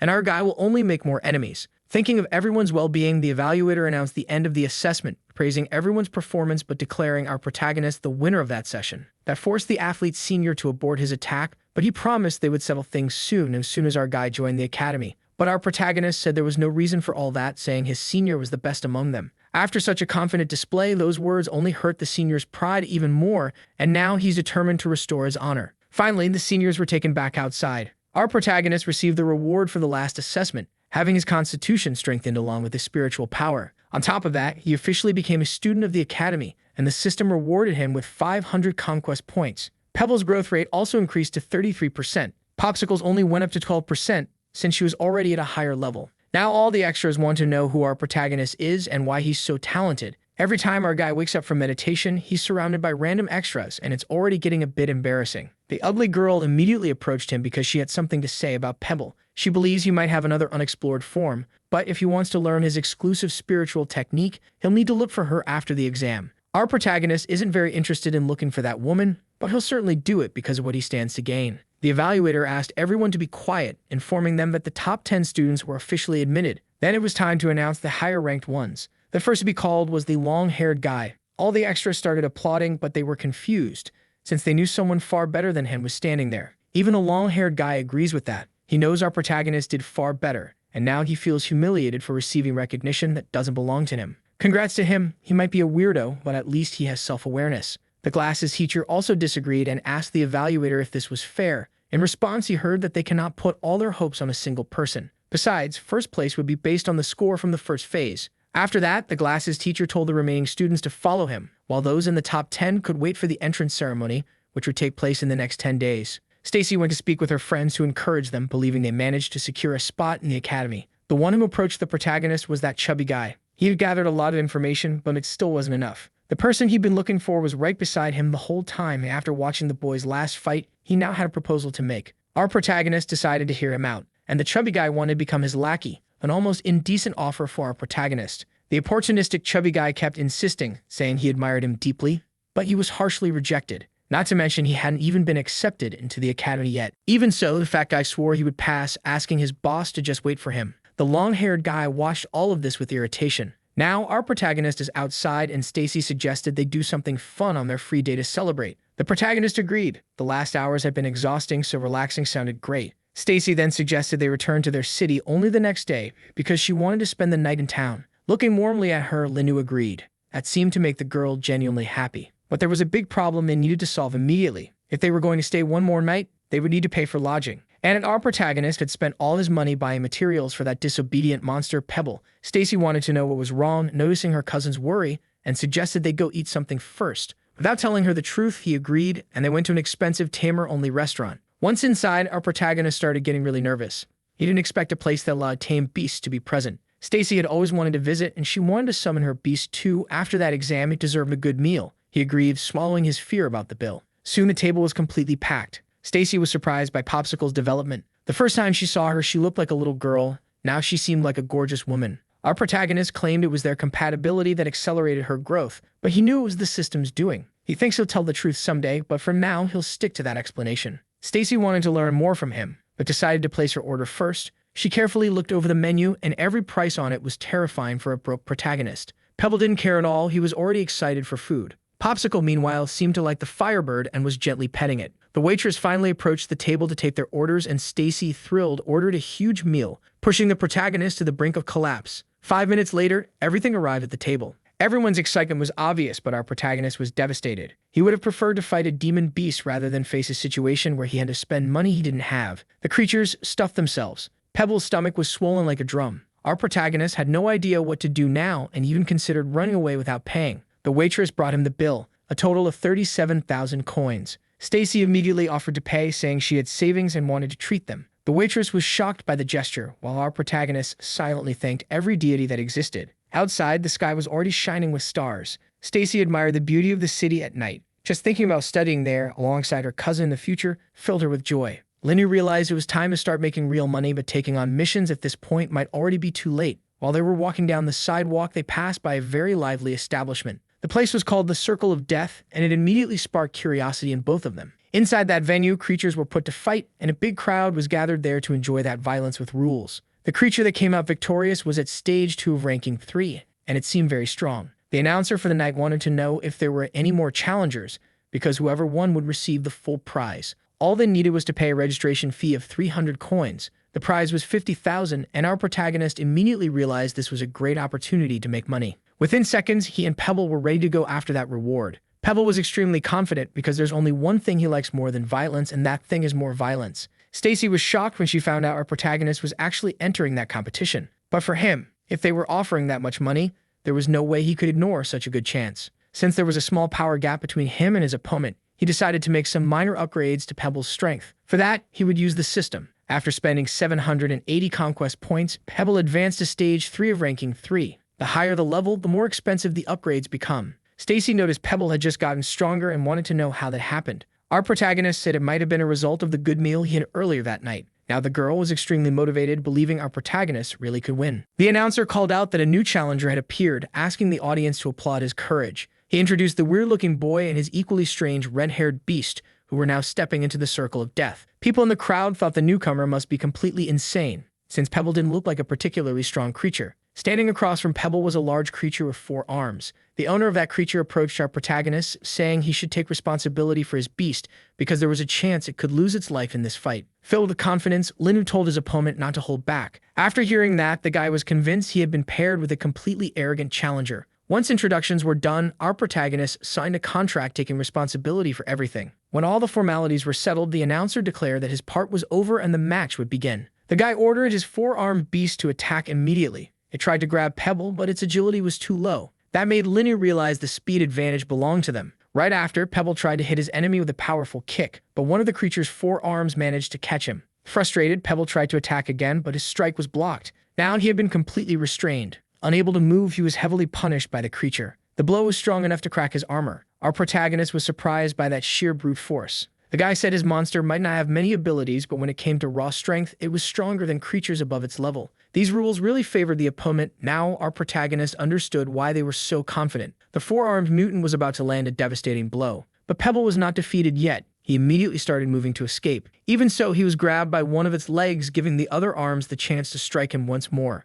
The extra on the other side isn't impressed at all with Pebble's physical abilities. Even the crowd is already calling it a massacre, which leaves Stacy really worried. If our boy were allowed to use abilities, Pebble's ghost form would solve everything, but the rules don't allow that, only raw physical strength. Even so, he remembered the ugly girl's advice. The last time Pebble unlocked a new form was when he was in danger, so Linnu decided to push things a bit further. He asked his creature if it was really fighting with everything it had, because he wanted to know whether Pebble would always depend on another creature's power to win. Lying on the ground, Pebble was seconds away from having his head crushed by the enemy. But right before that happened, he found hatred buried deep in his heart. He jumped up, landing a devastating blow on the mutant creature. The impact was so strong that the rocks wrapped around his arm began to crumble. Pebble no longer had any rocks left on his body. He had transformed once again. This was the form of the Ghost General, but it would only last for 1 minute. His defenses were lowered, but his speed had quadrupled. The surprise transformation was finally achieved, proving that the stone armor could be discarded depending on the situation. With his massive boost in speed, hitting Pebble became nearly impossible, but the extra on the other side was still confident. He believed his creature would land a hit, until Pebble vanished in front of everyone. The extra began slowly losing control of himself in absolute fear. Pebble was now free to attack however he wanted. The mutant tried to fight back, but it couldn't even see what was happening. Pebble, meanwhile, was clearly enjoying himself, relentlessly bullying the creature with overwhelming violence. With only 10 seconds left in that form, our boy ordered Pebble to finish the match. Pebble closed in for the final blow, executing a lightning charge strike. The four-armed mutant collapsed onto the ground, defeated with a deep scar carved across its chest. Thanks to this victory, Pebble advanced to stage 4 of rank 3 and unlocked this new attack. His body then reverted back into the stone armor. Deeply disappointed, the extra was still trying to understand what had happened. The crowd was also confused. What they had just witnessed was terrifying. The announcer finally prepared to declare the winner. To our protagonist's surprise, the four-armed mutant was announced as the victor. The crowd also felt something was wrong. They knew exactly who had won, but some people were claiming that our protagonist broke the rules by using an ability. That's what the announcer declared. Since Pebble used a sole ability, they were disqualified. Many people didn't agree at all, saying Pebble only dropped his armor, and that the decision felt extremely unfair. Still, this result brought some relief to the competing extra, who said it wouldn't be so easy to walk out the prize. Our boy accepted the loss calmly, but immediately challenged his opponent to a one-on-one fight. The winner would take the prize. Being challenged boosted the extra's confidence. Meanwhile, the announcer hyped the crowd even more, revealing that the extra was actually a former professional fighter. The crowd went wild. If there's something they love more than violence, it's watching blood spill. Our protagonist said that a fight between the two of them would be far more interesting than a fight between creatures. Pebble was still upset about the outcome, but our boy told him he was already a winner, and now it was his turn to secure a victory too. As soon as he heard those words, Pebble's whole mood changed. The announcer looked at the fighter, realizing the challenge had been accepted. Our protagonist is the first person to challenge him like this, and if he manages to win, he can take the entire prize. The poor fighter is convinced he's going to teach Linnu a lesson. The crowd is shouting in unison for blood to be spilled, and Stacy is extremely tense about all of this. The fighter has already taken his combat stance because he wants to enjoy himself for real. Out in the streets, the bald guy and the ugly girl are walking together. He can't believe his friend is in love, and she says she only sees him as a friend. That comment hurts his ego deeply, because he refuses to believe he's inferior to our protagonist. Walking away from him, the ugly girl says she's responsible for her own decisions, suggesting that the bald guy return to the hotel and get some rest. He watches her walk away with great sadness. Continuing on his lonely path, the bald guy promises to himself that he will surpass our protagonist. That's when he hears someone calling for help. A girl lying on the ground seems to have been attacked. Since the bald guy is desperate to vent his anger, he kicks the creature that seems responsible for this. He immediately goes to help the girl, asking where that dangerous creature appeared from. Then a mysterious voice from the rooftops says there is no such thing as a dangerous creature in this world. The mysterious man jumps down to the ground. This makes the bald guy even more worried, because this man seems dangerous. Like a typical villain, he starts a speech about morality, saying that if a beast is used by humans, it's considered good, and if it isn't, it's considered evil. But the bald guy is too dense to understand any of that. The villain says beasts live much longer than humans, and since many of them are loyal, sometimes they refuse to take a new master after losing their first one, living a life of loneliness and sometimes being labeled as dangerous. But the bald guy has no patience for this kind of speech and immediately calls out his creature to deliver some violence. Only then the villain recognizes him, saying the bald guy's name is Tan Yang. This leaves him confused, because that's the name of his grandfather. The bald guy suggests the villain surrender now so his punishment can be lighter. Before the violence begins, the villain tells his creature to step aside. A sinister energy begins forming at his fingertips, and with it, he touches the forehead of the fox that had been defeated. Whatever he's doing is causing a chaotic reaction. The fox is engulfed in a dark, malevolent energy, transforming completely, and the bald guy is not understanding any of this. The villain says he had wanted to find the bald guy earlier, but since they have crossed paths here, he'll see whether the guy is worth using. But the bald guy is now filled with deep terror because that fox has turned into a demonic creature. After separating from the bald guy, the ugly girl finds the circle of death. She hears the screams coming from inside and becomes curious. What she sees is surprising. Our protagonist is inside the arena. She immediately starts cheering for him, not realizing she's standing next to Stacy. Eventually, the two of them realize what's going on. The fighter is bragging about all of his achievements, but our protagonist knows the average constitution of a person ranges between 2 and 4, and that guy is probably at most an 8. After all that showboating, the fighter knows most people would already be shaking in fear. Even so, he guarantees that our protagonist can throw the first punch so he can understand the difference between them. The announcer encourages our protagonist to do it, telling him to be cautious because he might end up breaking his own hand. Full of confidence, the guy told the crowd to keep their eyes on him, and our boy promised he wouldn't hold back at all. He aimed straight for the guy's face, which was immediately crushed in a violent blow. The force of the impact also sent his body flying, making him crash into the middle of the audience, most likely unconscious. The poor soul won't even remember what happened that day. The lights are on, but nobody's home. The announcer panicked since the house fighter had been defeated with a single hit. Stacy and the not-so-pretty girl were celebrating the victory, but quickly realized what had happened. Since the two of them are romantic rivals, they immediately stepped away from each other. Faced with the defeat, the announcer made up another rule, saying that since he hadn't officially announced the start of the match, our boy was disqualified. That triggered an enormous murderous intent from our protagonist, who intimidated the announcer and made him change his mind instantly, declaring Linyu the true winner of the duel. Thanks to that, our guy earned 50,000 coins, more than enough to pay for the night in the city. As soon as he left the arena, he was greeted by the girls. The less attractive one told him he did great and admitted she didn't believe he would win. Then Stacy appeared, questioning why the two of them were standing so close. But the girl came prepared. Since she and Linyu had once been on the same team, she said it was fair to say they were still partners. Since they'd all be in the same class soon, she wanted to introduce herself properly. Her name is Guixino. Incredibly hard to say, but calling her ugly girl is getting old, so Becky will be her name now. Linyu's cousin didn't like that at all. He wanted to know what the girls were doing there. Becky explained she'd been looking for him so she could help awaken his exclusive soul ability, but only if she were treated as a friend, then she'd help him. To get that done, our boy suggested they find a quieter place. A few hours later, he had no idea how the three of them ended up renting a single hotel room together. Still, it was time to begin. Not what we wanted, but what the plot is delivering. Becky said her exclusive power is called perception. She awakened it at 7 years old, sensing things normal people ignore, like future events or auras. Stacy had never heard of such an ability and thought it was amazing, but our protagonist wanted to know how she could help them. Becky asked him to close his eyes. Without hesitation, he obeyed. She approached to perform the process, which immediately sparked Stacy's jealousy, but Becky told her to be quiet. It was the only way she could sense his power. She needed full concentration to guide him. With his eyes closed, Becky noticed her own heart speeding up, forcing her to focus harder. With her technique, she managed to see something hidden, the silhouette of a creature. It seemed to be a contracted beast, but not like any of the ones our protagonist had. It looked more like a fusion of the two. That description made him extremely curious. But Becky's constitution wasn't strong enough yet, so her vision was vague. Then she performed the same process with Stacy, who didn't want to press her forehead against another girl, but Becky insisted it was necessary to explore her hidden potential. Finally, she began concentrating intensely on that mysterious space. What she saw with her inner sight was a massive creature, and several others bowing before it. The larger creature felt that it was being washed. That filled Becky with deep fear, and she pulled back in a panic, making Stacy immediately ask what she had seen. Becky said it was nothing, just a mass of shadows, and that Stacy's potential might simply not have awakened yet. However, even without knowing what those shadows really are, she has a terrible feeling about it, so she chose not to tell the truth. It was getting later and later. Sitting on the bed, Becky said it was already very dark outside, and she was just a defenseless girl who could run into dangerous people. She believed her new companions would certainly let her sleep there. Our protagonist was still confused, but his cousin was overflowing with anger. In the end, all three of them would sleep in the same room. Our boy ended up in the middle of the bed between two women, and that strange situation made it impossible for him to sleep. But the girls were also very alert, ready to act at any moment. The poor guy just wanted a night of rest, and now he was caught in the middle of a war. To distract himself, he started thinking about merging his two creatures. It was time for Pebble and Popsicle to finally become good friends.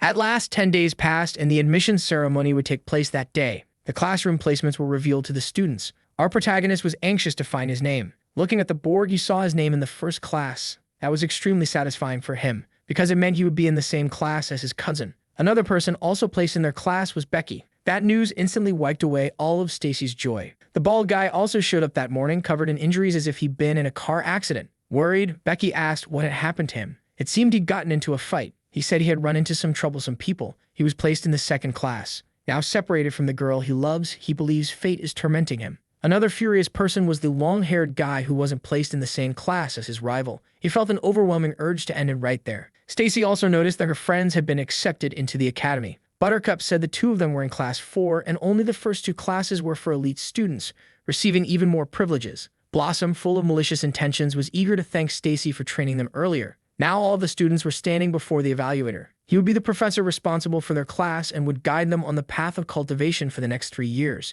Since they will have many different subjects, he said they are free to attend or skip classes as they wish, but he had only one request. Even if they skip classes, they must not stop cultivating, because there will be periodic assessments that could lower their rank. The top 3 students would receive a bonus of 100,000 coins, and that news made our protagonist extremely happy. Stacy was shocked by the amount because with 2 bonuses, she could buy a high-level beast. The professor also said there were many clubs in the academy, and the students should explore everything the school offered. There was also a mandatory program they needed to join, the virtual combat system, capable of hosting thousands of students at the same time. That would allow them to gain real experience and raise their beasts' levels. Because it's virtual, they could fight students from across the Federation. With that, they could earn great rewards and gain points to determine their ranks, bronze, silver, or gold. Our protagonist realized he needed to strengthen Pebble so it could reach the same level as Popsicle. When he returned to his quarters, he ended up trying something. He wanted the creatures to fuse, but that command failed because there's a difference in their levels. Now the teacher had nothing else to say, so he dismissed the class, and our protagonist is really eager to find out how virtual combat works.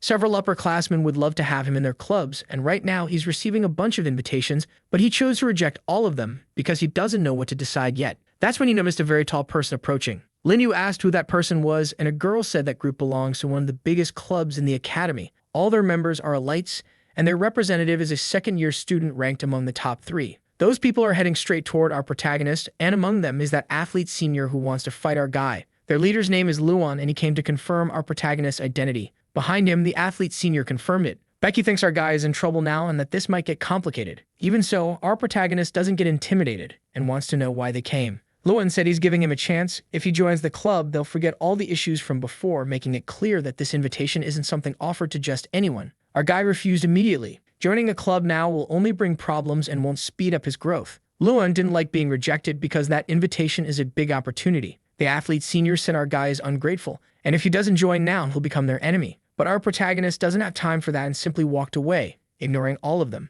That awakened a murderous hatred in Luan's heart. Becky now understands why she became so interested in him. Stacy is worried because this might cause future problems, but our guy still doesn't want to join any club right now. He finally went to see the virtual combat room. A bunch of people are already there training. Our protagonist decided it's time to try it too. Stacy is with him because she doesn't want to fall behind. After beginning the meditation, our protagonist slowly opened his eyes. He's now in another dimension. Here he can see his basic stats. For now, he has no victories, and his rank is very low. He decided to set a small goal, to reach the top 10,000. His first battle will start soon, and the system told him to get ready. The scenery completely changed, and now his new opponent is standing across from him. Linyu is impressed with this place, a huge open plain. The opponent asked if this was his first time, wanting to know if our protagonist is just a student. Linyu confirmed both things. His opponent felt like he could take advantage of that. Every year, lots of newcomers enter that system at the beginning of the semester, and today must be his lucky day. After summoning his beast, the guy is sure he'll get a few free points, but the creature is only rank 2, it's not even worth an extra page in this chapter. Feeling motivated, the guy thinks he'll have a great fight. After seeing that creature, Linyu understood why this guy was matched with a complete beginner. But since he needs to fight, he called Pebble to practice some violence, and even Pebble, a fan of brutality, was disappointed by his opponent. Even so, the guy still thinks he'll show the difference in power. But Pebble only needed one kick. The pig was already out cold, leaving his owner completely hysterical. The defeat came way too fast. After that victory, our boy kept fighting, slowly climbing up in the rankings. The creatures he faced so far were challenging of all, and Pebble kept proving just how versatile he is in combat. After 2 days of practice, he managed to strengthen his beasts, and for reaching the top 100,000, the system rewarded him with 1,000 conquest points. In just 2 days, Pebble advanced 3 stages, but the poor creature is completely exhausted. What our protagonist achieved is already gaining attention, since he's ranked surprisingly high for someone who's only been practicing a few days. Stacy, who's also tired, wants to know when he even woke up. The long-haired guy is nearby too. Our boy knows that one has potential as well, and the long-haired guy is shocked they've been grinding all this time. Our protagonist asks if he's giving up already, but instead he has to listen to the long-haired idiot brag about reaching the top 150,000 in just 3 days. He thinks he finally surpassed our boy, but Stacy is already aware of the truth. She tells him that Linyu is in the top 100,000.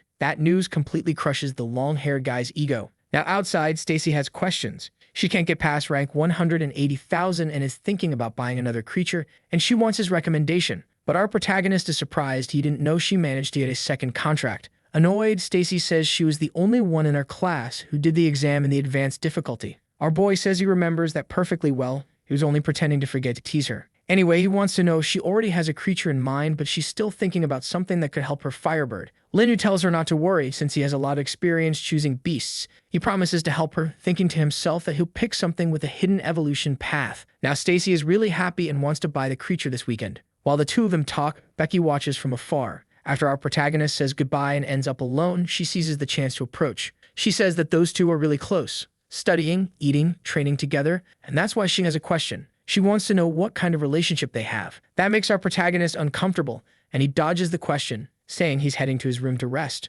But Becky grabs his hands, saying he might be in danger soon. She says the bald guy was attacked recently by a mysterious person, and from what she heard from him, all first-year students are potential targets. Our protagonist wants to know who these people are and what they want, but Becky can't say. All she knows is that they're strong and have techniques that can turn beasts into demons, so she wanted to warn him. He thanks her and heads off to rest. Thinking about what she saw inside Stacy, those shadows, Becky becomes worried for her. After resting enough, our protagonist returns to his goal of reaching the top 10,000. With little practice time and using Popsicle's power, he's only 2 ranks away. The mysterious attacker who beat the bald guy is watching something closely on his computer. He's already tracked our protagonist's progress and finds it very interesting. It's time to send someone to test him. Meanwhile, Linnu keeps practicing. His opponent this time is a masked man bearing the symbol of that strange group. Linnu wonders since when wearing masks in battle has become trendy, but the man doesn't answer anything. He simply summons his beasts, both rank 4, stage 1. He said his opponent also had 2 creatures, but that didn't bother our protagonist at all. He summoned Popsicle and Pebble for the fight. Facing 2 creatures at rank 4, he realized that higher rank opponents are extremely powerful. The masked fighter already knew he was fighting Linnu and was impressed that he had climbed the ranks so quickly. But he claimed Linnu had only faced weaklings until now.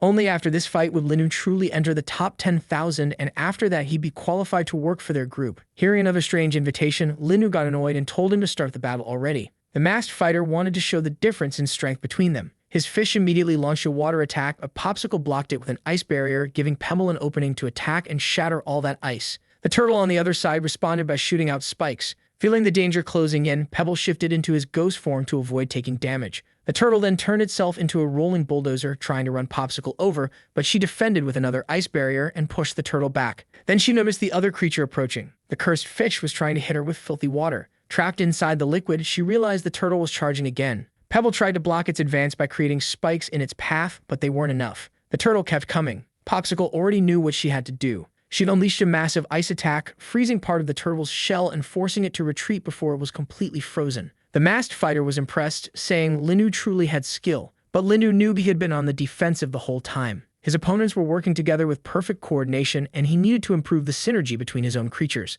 The masked man warned that the real fight was only beginning. The turtle coated its body with mud while the fish sprayed water over it, causing the mud to change properties. A heavy armor formed around the turtle's entire body. Linnu had never seen a technique like that. Once again, the turtle charged in its rolling form. Pebble, furious, went in to strike, while Linnu ordered Popsicle to use her extreme cold domain. She began freezing everything in front of her, even managing to freeze the turtle's armored body long enough for Linnu to deliver a powerful strike, but even that wasn't enough to cause real damage. The masked fighter explained that spiked turtles naturally had higher defense than most creatures, and with frozen mud armor, it was harder than metal. To melt the ice, the fish began spitting boiling water, something that shocked Linnu. The turtle broke free and started moving again. Popsicle couldn't use the same technique in such a short interval, so Linnu relied on his defensive studies. A massive collision happened. His shield shattered completely. The masked fighter believed victory was near. Popsicle was furious about what had happened, but Linnu told her it was fine. They had lost fairly, and they still had room to grow. The masked fighter was impressed by Linnu's courage, risking his own life to protect his creatures. That, he said, was exactly why the boss had his eyes on him. He has no idea what that masked man is talking about. Because of that, the masked man told him to join their group, the Symbiosis Group, saying they could help him awaken his hidden potential. From the name alone, Linnu is sure this isn't a group from the Academy, and he wants to know what their real objective is. But the masked man said he only needs a yes or no answer. Since time is short, he needs it now. Our boy refused the offer, saying he wants to defeat this enemy using his own potential. The masked man accepted his answer, saying he'll wait patiently for him. News of his defeat started spreading, and some people already think he isn't as talented as they thought. The long-haired student is watching everything unfold online, noticing that our protagonist now has a lot of haters. But when he approached him, that wasn't the topic he wanted to discuss. He immediately asked if Linyu had met the symbiosis group. Linyu even asked if the long-haired guy had joined them, but he said no. Anyone who tries to brag in front of him will become a target for revenge. That made our protagonist ask if he knows the origin of that group. He doesn't yet, but promised to find out soon. It seems there are several people involved in that organization, and maybe Becky warned him about them that day. Now our boy wants to meet the masked guy again to get more information, because he has a bad feeling about this. At the moment, Pebble is at stage 7 of rank 3, and Popsicle is at stage 2 of rank 4. With his conquest points, he could strengthen Pebble, but he still needs the required materials. To get everything, he'll need to spend 400,000 coins. While he was distracted thinking about that, the chubby guy found him. He had heard about the defeat. Linyu said he's not invincible, and since the chubby guy is well informed, he asked if he knows where to find high-level earth essences and nutrient stones. The chubby guy said those items are treasures and asked how many he needs. Linyu said he wants 30 of the first item and 3 nutrient stones, which shocked the chubby guy. That's a lot, but he knows a place where Linyu can get those materials and decided to take him there. That answer pleased our protagonist. They headed toward the mountain region. Before the ancient war, several dimensional rifts appeared around the world, and that rift leads to another dimension where the beasts originally came from. Decades ago, the association managed to explore these rifts, securing a constant flow of valuable resources, but there are still unexplored areas. Some people tried to go deeper, but never returned, so those places were sealed. Our boy asked if he'll really get what he wants by going in there. The chubby guy said talented people have come back before, and he worked very hard to get that information. The secret realm has plenty of high-level resources, including the ones Linyu needs. Now that he has that information, he's ready to enter the dimension with the chubby guy. The two walk up to the dimensional rift. But before going in, the chubby guy has an announcement to make. He tells Linyu to think carefully about what he's doing. If there's danger on the other side, he might not come back. But for our protagonist, this is a risk worth taking to get what he needs. And if the chubby guy is scared, he can turn back early. Mustering what little courage he has, the chubby guy decides to go in as well, believing he can gather valuable information about this place. And with Linyu at his side, he thinks he'll return safely, and maybe even get rich. Finally, the two of them decide to step into the dimensional rift, being pulled into a dark cave. Inside that place, there are several types of minerals. The chubby guy immediately summons his creature. It starts collecting some stones, which are essential for strengthening low-level Earth-type beasts, and they're usually expensive outside. That's why he wants his creature to keep collecting them. But our protagonist feels that something is wrong. They soon spot a lizard hiding on the wall. It isn't threatening, since it's only ranking 2. Our boy is surprised to realize that rare materials grow on the bodies of certain beasts. He even thinks the chubby guy can handle that lizard, and he's ready to fight now. After swallowing the creature, the chubby guy expects it to be digested soon. But to his shock, the lizard gets spat back out. His beast says that material is too hard and can't be eaten. That surprises our protagonist, who realizes the chubby guy can understand his beast's language. The lizard, on the other hand, is furious. Now our protagonist is completely surrounded by these little creatures. The chubby guy panics because he knows his beast isn't good for this type of group battle. But our protagonist is already prepared. He calls Popsicle to have some fun, and she freezes the enemies. Then Pebble shows up to crush their bodies with pure violence. The chubby guy is thrilled because now he can collect resources without any worry. He says he'll gather everything for our protagonist and keep 70% when they leave, but our boy tells him to throw those items away. The chubby guy is horrified because he knows they're valuable, but our protagonist knows the chubby guy's beast can't carry much and low-level items aren't important.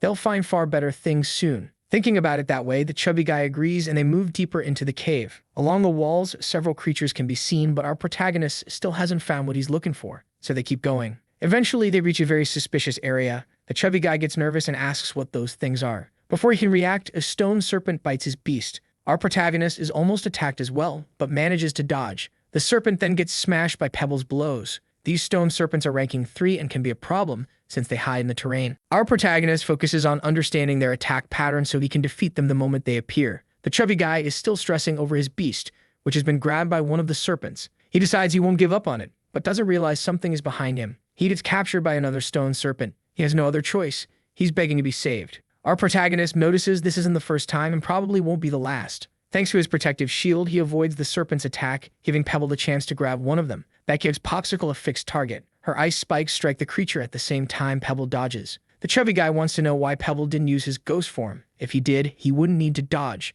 The serpent tries to escape by burrowing into the ground, but Pebble grabs its tail. That gives another serpent the chance to strike him from behind, but Pebble is too fast and avoids the hit. The creature he let go of tries to attack from behind again, and the chubby guy shouts a warning. Even so, our boy wants Pebble to hold on a little longer. Finally, it's time for Popsicle to jump in. She freezes everything around them while Pebble switches to his ghost form. The enemies are finally defeated. Now the chubby guy understands that Pebble was being used as bait so Popsicle could finish the job. With the enemies frozen, Pebble shattered their bodies using the wonderful power of violence. At last, our boy got the essences he was looking for, only 28 more to go. Meanwhile, the chubby guy and his creature are still in danger. They were dragged deeper into the cave, into a lower chamber. Not knowing where they are, he panics when he sees countless pairs of threatening eyes. Dozens of stone serpents are closing in, and now he's fully regretting this dangerous trip. Then a beam of light suddenly breaks through from above. It's our protagonist. The chubby guy's heart fills with joy because he's about to be saved. Since he still needs 28 more stones, our protagonist basically found a gold mine. Down on a lower platform, the chubby guy insists he never doubted our boy's heroism. But since he's surrounded by stone serpents, he's desperate to be saved fast.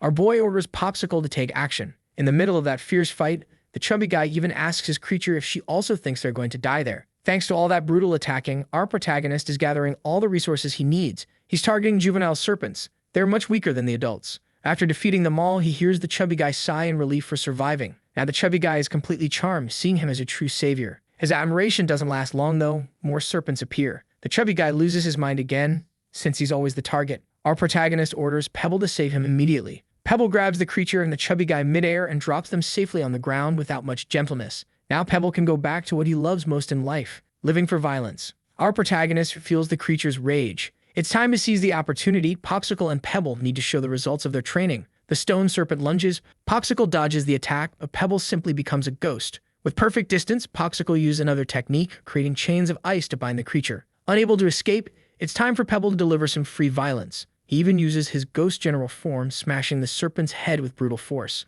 With another victory, Pebble reaches stage 8 of rank 3. Since they completely destroyed the nest, our protagonist receives 500 conquest points from the system, plus 10 earth element stones and 1 nutrition stone. A very satisfying haul. Just a bit more and Pebble will become even stronger. The chubby guy appears to praise everything that happened, and it's time to continue treasure hunting. But then a person reveals himself, saying that the battle was incredible and acknowledging that Linu truly deserves his attention. Our protagonist has no idea who this person is or how he knows his name. Feeling the danger, the chubby guy refuses to approach. That mysterious man begins talking about his identity, confident that our protagonist must have heard something important before. The symbiosis group. Hearing those words shocks our boy, and the moment he hears them, the chubby guy panics completely. Our protagonist never imagined this stranger would know about that group, but the chubby guy knows a lot of things. 2 days earlier, the long-haired guy had asked the chubby one to investigate this matter. These people attack beast hammers and steal their creatures. Their argument is that they're protecting beasts. Their doctrine is granting freedom through symbiosis.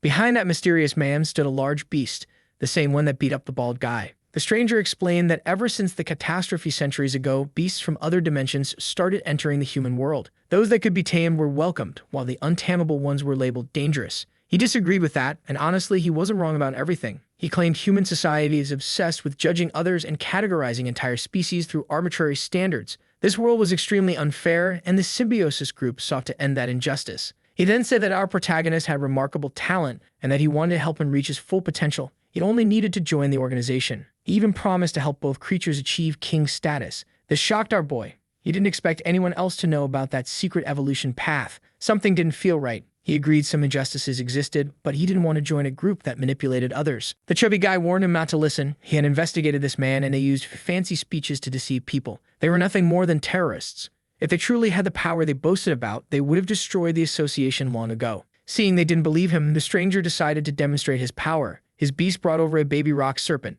Slowly, the mysterious man interacted with it. Within seconds, the serpent began to change. A terrifying roar echoed through the cavern. The man had performed some kind of transformation, freeing the serpent so it could be reborn full of power. Releasing its true nature was, according to him, the first step toward evolution. Lindu noticed the serpent's rank had risen by 3 levels, and judging by the technique used, this man was likely the one who attacked the bald guy. The serpent was now ready to attack the humans. It launched a powerful charge at them. Smoke filled the cavern. Popsicle used her ice to shield everyone. The chubby guy knew this time they were in serious danger. If he had known the day would end this way, he wouldn't have let his creature enjoy a huge meal beforehand. Since he could understand beast language, he noticed the serpent screaming in pain. Its whole body was in agony. He shared this with our protagonist, who was shocked. For a group claiming to fight for equality, they were simply controlling the weak for their own gain. Even so, the serpent kept attacking desperately. Linu told Popsicle to freeze the creature and ordered Pebble to use the opening to find its weakness. In seconds, Popsicle managed to freeze the serpent, even though it was higher ranked. This battle had no elemental advantage our boy could really lose.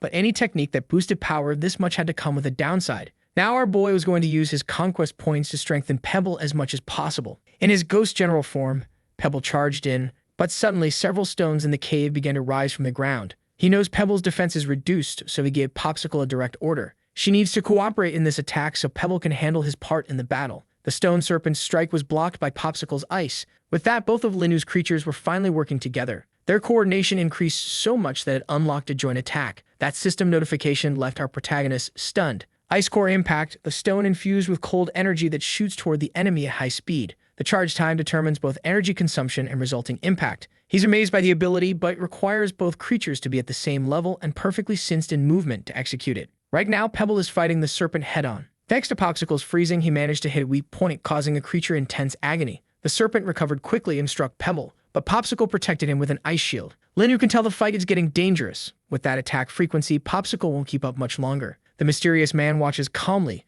convinced the humans will lose soon. With no other choice, Linu told his creatures to use the combined attack. They need to end this fight now. He also told the Gordonho to use his beast to distract the serpent. He needs time to charge a powerful strike. The Gordonho hated the idea, but there's no alternative. Linu was even harsher. If they waste time, they all die. Motivated by fear, the Gordonho commanded his monster to use its acid attack. The creature spat a ball of corrosive vomit that burned through the serpent's stone scales. Linu's charged attack was almost ready. A massive stone infused with icy energy formed in the air. Popsicle and Pebble were prepared to finish the fight. He gave the order. The giant ice-charged stone crashed down like a meteor. Ice spread across the cavern, but his shield kept him, the Gordonho, and the Gordonho's creature safe. Then he heard the serpent's cry. Even after that strike, it was still alive. But Linu needed to know its condition. The Gordonho, able to understand monster speech, realized the serpent was in agony. It was begging for help. There was no choice but to end its suffering. Linu closed his eyes, gathered spiritual energy into his fingertips, and ended the creature's life as humanely as possible. He earned 1,000 conquest points and several evolution materials. Now Pebble could grow even stronger. The extra items were useful too. But despite all the gains, he felt deeply uneasy about everything that happened. The mysterious man finally approached. He sensed how irritated Linu was. He said Tamers always rely on killing wild beasts to get materials. But Linu had no patience for that hypocritical speech. He was ready to go back to violence, but he took a deep breath before acting. He knows hunting is necessary, and when a tamer meets a powerful creature, it often becomes their meal. The world is naturally unfair and full of contradictions. What he truly despises are hypocrites like this man, people who talk about equality and freedom but only want to impose their beliefs on others, exploiting the weak for their own ideals. This symbiosis group is made up of hypocritical people who think they're better than everyone else. The man said they're now at a major crossroads. But that girl who carries demonic energy, she's probably already wishing she could contact him. Our boy realized he was talking about Stacy and he became completely furious. But that mysterious man is truly devious. That made our protagonist try to attack him. He had Popsicle use her ice chains, but they couldn't catch anything at all because that man had vanished completely. After that whole ordeal, they returned to the academy. Our protagonist couldn't find his cousin, and now he's searching for her in a panic. That was when Becky appeared with the bald guy. She immediately noticed he seemed extremely anxious, while the bald guy still can't understand why she's so concerned about him. Becky decided to get closer to find out the reason, which only made the bald guy even more upset. As soon as she approached Linu, she asked why he was acting like that. He revealed he had met the man who attacked the bald guy, and he believes the next target will be his cousin. Becky was shocked to hear that because she had seen the girl earlier and knew she had gone to the virtual practice room. Our boy said he was heading there immediately, and Becky decided to go with him. Once again, the bald guy was completely ignored, and he has no idea why things keep going this way. The chubby guy ended up approaching him to say they had encountered the symbiosis group and that they're planning to attack Stacy. The bald guy erupted with rage. He won't let something like this happen to anyone, and he decided he's going to help. Now all of them are looking for Stacy, who still hasn't shown up. Seeing the commotion, the long-haired guy said he knows where she is right now, but demanded that our protagonist beg for it. Maybe if he's in a good mood, he'd give the answer. But our boy was consumed by a murderous intent and forced the long-haired guy to spit out the truth. After being brutally intimidated, he admitted that he had seen her earlier.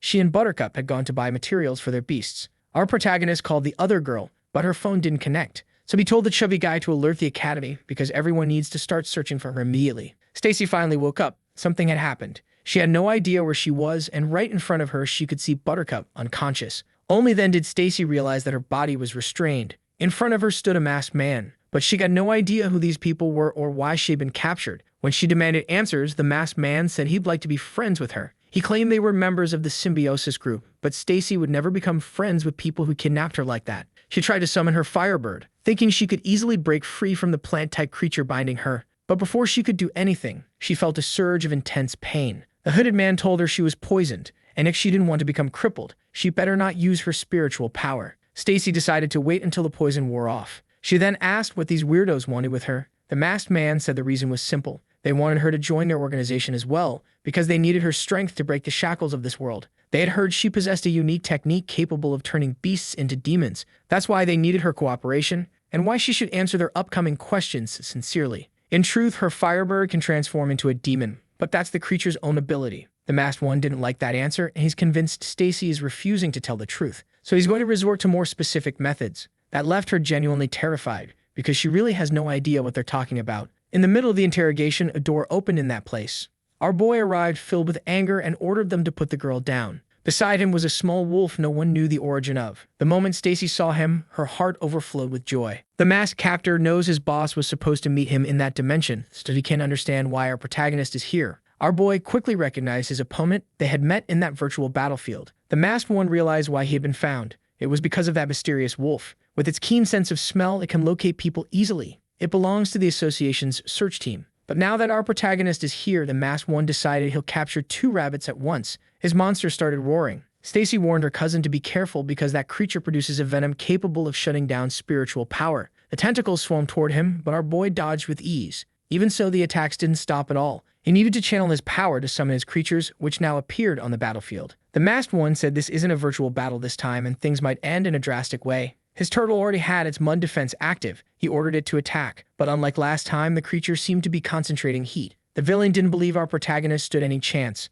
and Popsicle was struggling with the flames. The masked one said that if our boy surrendered, he would lose only a few things. Because of the intense heat, he couldn't rely on Popsicle's strength. Pebble would need to be the main attacker. But before this battle, Pebble had already met every condition for evolution. All he needed were the nutrition stones. After consuming them, Pebble began to grow much stronger. His appearance became far scarier. Stacy was shocked that her cousin's creatures evolved so frequently. She also noticed the turtle seemed afraid to enter the fight. The masked one noticed too he had never seen his turtle act like that. Such behavior shouldn't exist. Since they share the same type, there shouldn't be any resistance between them. But Pebble is no longer just an Earth type. After evolving, he awakened earthly majesty, divine intimidation over other Earth-type creatures. That's why the turtle was now slowly panicking, utterly terrified of Pebble. The masked one became furious. The best plan now is to recover the girl and run. The hooded man made his plant creature grab Buttercup and also Stacy, who had already been restrained. But she refused to become a burden to her cousin, and she believed the toxins had worn off. Because of that, she managed to summon her Firebird. The creature destroyed the plant's tentacles, freeing both girls at last. Now that they were safe, Stacy asked our protagonist not to hold back on cruelty against those villains. Their plan had collapsed, and the masked one wanted to escape immediately. To make things easier, he ordered his plant creature to release a poisonous mist, but our boy was already in his homicidal mode. He wasn't going to let that escape happen so easily. Even so, the masked one had already made it outside with the hooded man, both of them desperate. It was such a disastrous outcome that they were already trying to blame someone else. As soon as the masked one understood that our protagonist's creature had evolved, he knew there was no chance of victory. While they tried to run, Pebble caught up to them. Those men were now overwhelmed by intense fear. Pebble is not the kind of creature that enjoys playtime. Unless the play involves violence, Pebble's favorite theme. After everything that happened, Stacy was filled with rage and wanted to know what technique they were talking about when they mentioned turning creatures into demons and what the greater purpose behind that was supposed to be. Our protagonist had encountered that ability before, the one that mysterious man used inside the cave, so he has no idea how this technique could possibly be connected to his cousin. He wasn't in the mood for patience, but he would still give those idiots one chance to tell the truth. If they refused, Pebble could handle the situation. The hooded man said he would reveal everything. An informant had told him there were individuals with great potential in that academy. The masked one didn't believe his partner had told the whole truth, but the hooded man continued, saying most of the association was made up of weak people with defective creatures. To grow stronger, one must gather strength. That girl could do that by transforming her creature into a demon, which made her technique extremely valuable to them. But Stacy insisted that the transformation was the ability of her Firebird itself. Our protagonist wanted to know why they kept targeting his cousin. The masked one said they were capable of turning creatures into demons using a particular item. He said he would hand it over as long as he was released. Since he started complaining too much, he received a little affection to the head. It was just a reminder from our protagonist that he wasn't there to negotiate anything. Right after that, he ordered Popsicle to search them, making the hooded man shiver from the cold. Finally, the creature found a suspicious fragment. The system confirmed it had a mysterious energy. Stacy was just as curious. She had never seen anything like that in any encyclopedia. Now our protagonist knew exactly what they were using for this kind of atrocity. That crystal had appeared during the Great Cataclysm, which opened portals all over Earth. Several mysterious items emerged from it, many with unknown potential. According to the system, that crystal was primarily used for evolution, though its secondary use could involve turning creatures into demons. Lin, who noticed the Firebird seemed extremely interested in the crystal, it might be related to its evolution path, so he handed the item to his cousin, believing she would know how to use it. They were about to discuss the Firebird's ability when someone interrupted the meeting. The second-rate characters had finally arrived. Our protagonist explained everything was already resolved and that the suspects had been properly captured. Even Buttercup was safe. She was only unconscious because of the poison. A whole squad from the association's search division arrived. They were responsible for that peculiar wolf. The leader approached our protagonist. He was the captain of the search squad and had heard many good things about him directly from the director of the academy. As an investigator, he thanked our protagonist for helping capture those criminals. They would take over the case from now on, though they would probably need his assistance later. He also assigned someone to escort our protagonist to the hospital to check his health. At the treatment center, Buttercup finally woke up. She said she had felt nauseous while walking, and the next thing she knew, she woke up in that bed, grateful for everything our protagonist had done for her. Stacy is still blaming herself, thinking she was responsible for dragging her friend into that danger, but other people also ended up running into members of that organization. The threat was surrounding all of them. Becky now understands that the group approached Stacy because of her ability to turn beasts into demons. She's even more convinced of what she saw in her mind. So she said she has something she needs to tell our protagonist and his cousin specifically. The two of them are already outside the hospital room. Becky wants to know if they still remember what happened that day when she helped both of them. Give a like to that video that helps Mamoru make more juicy content for his viewers. Activate the cheeky little bell, and I'm out.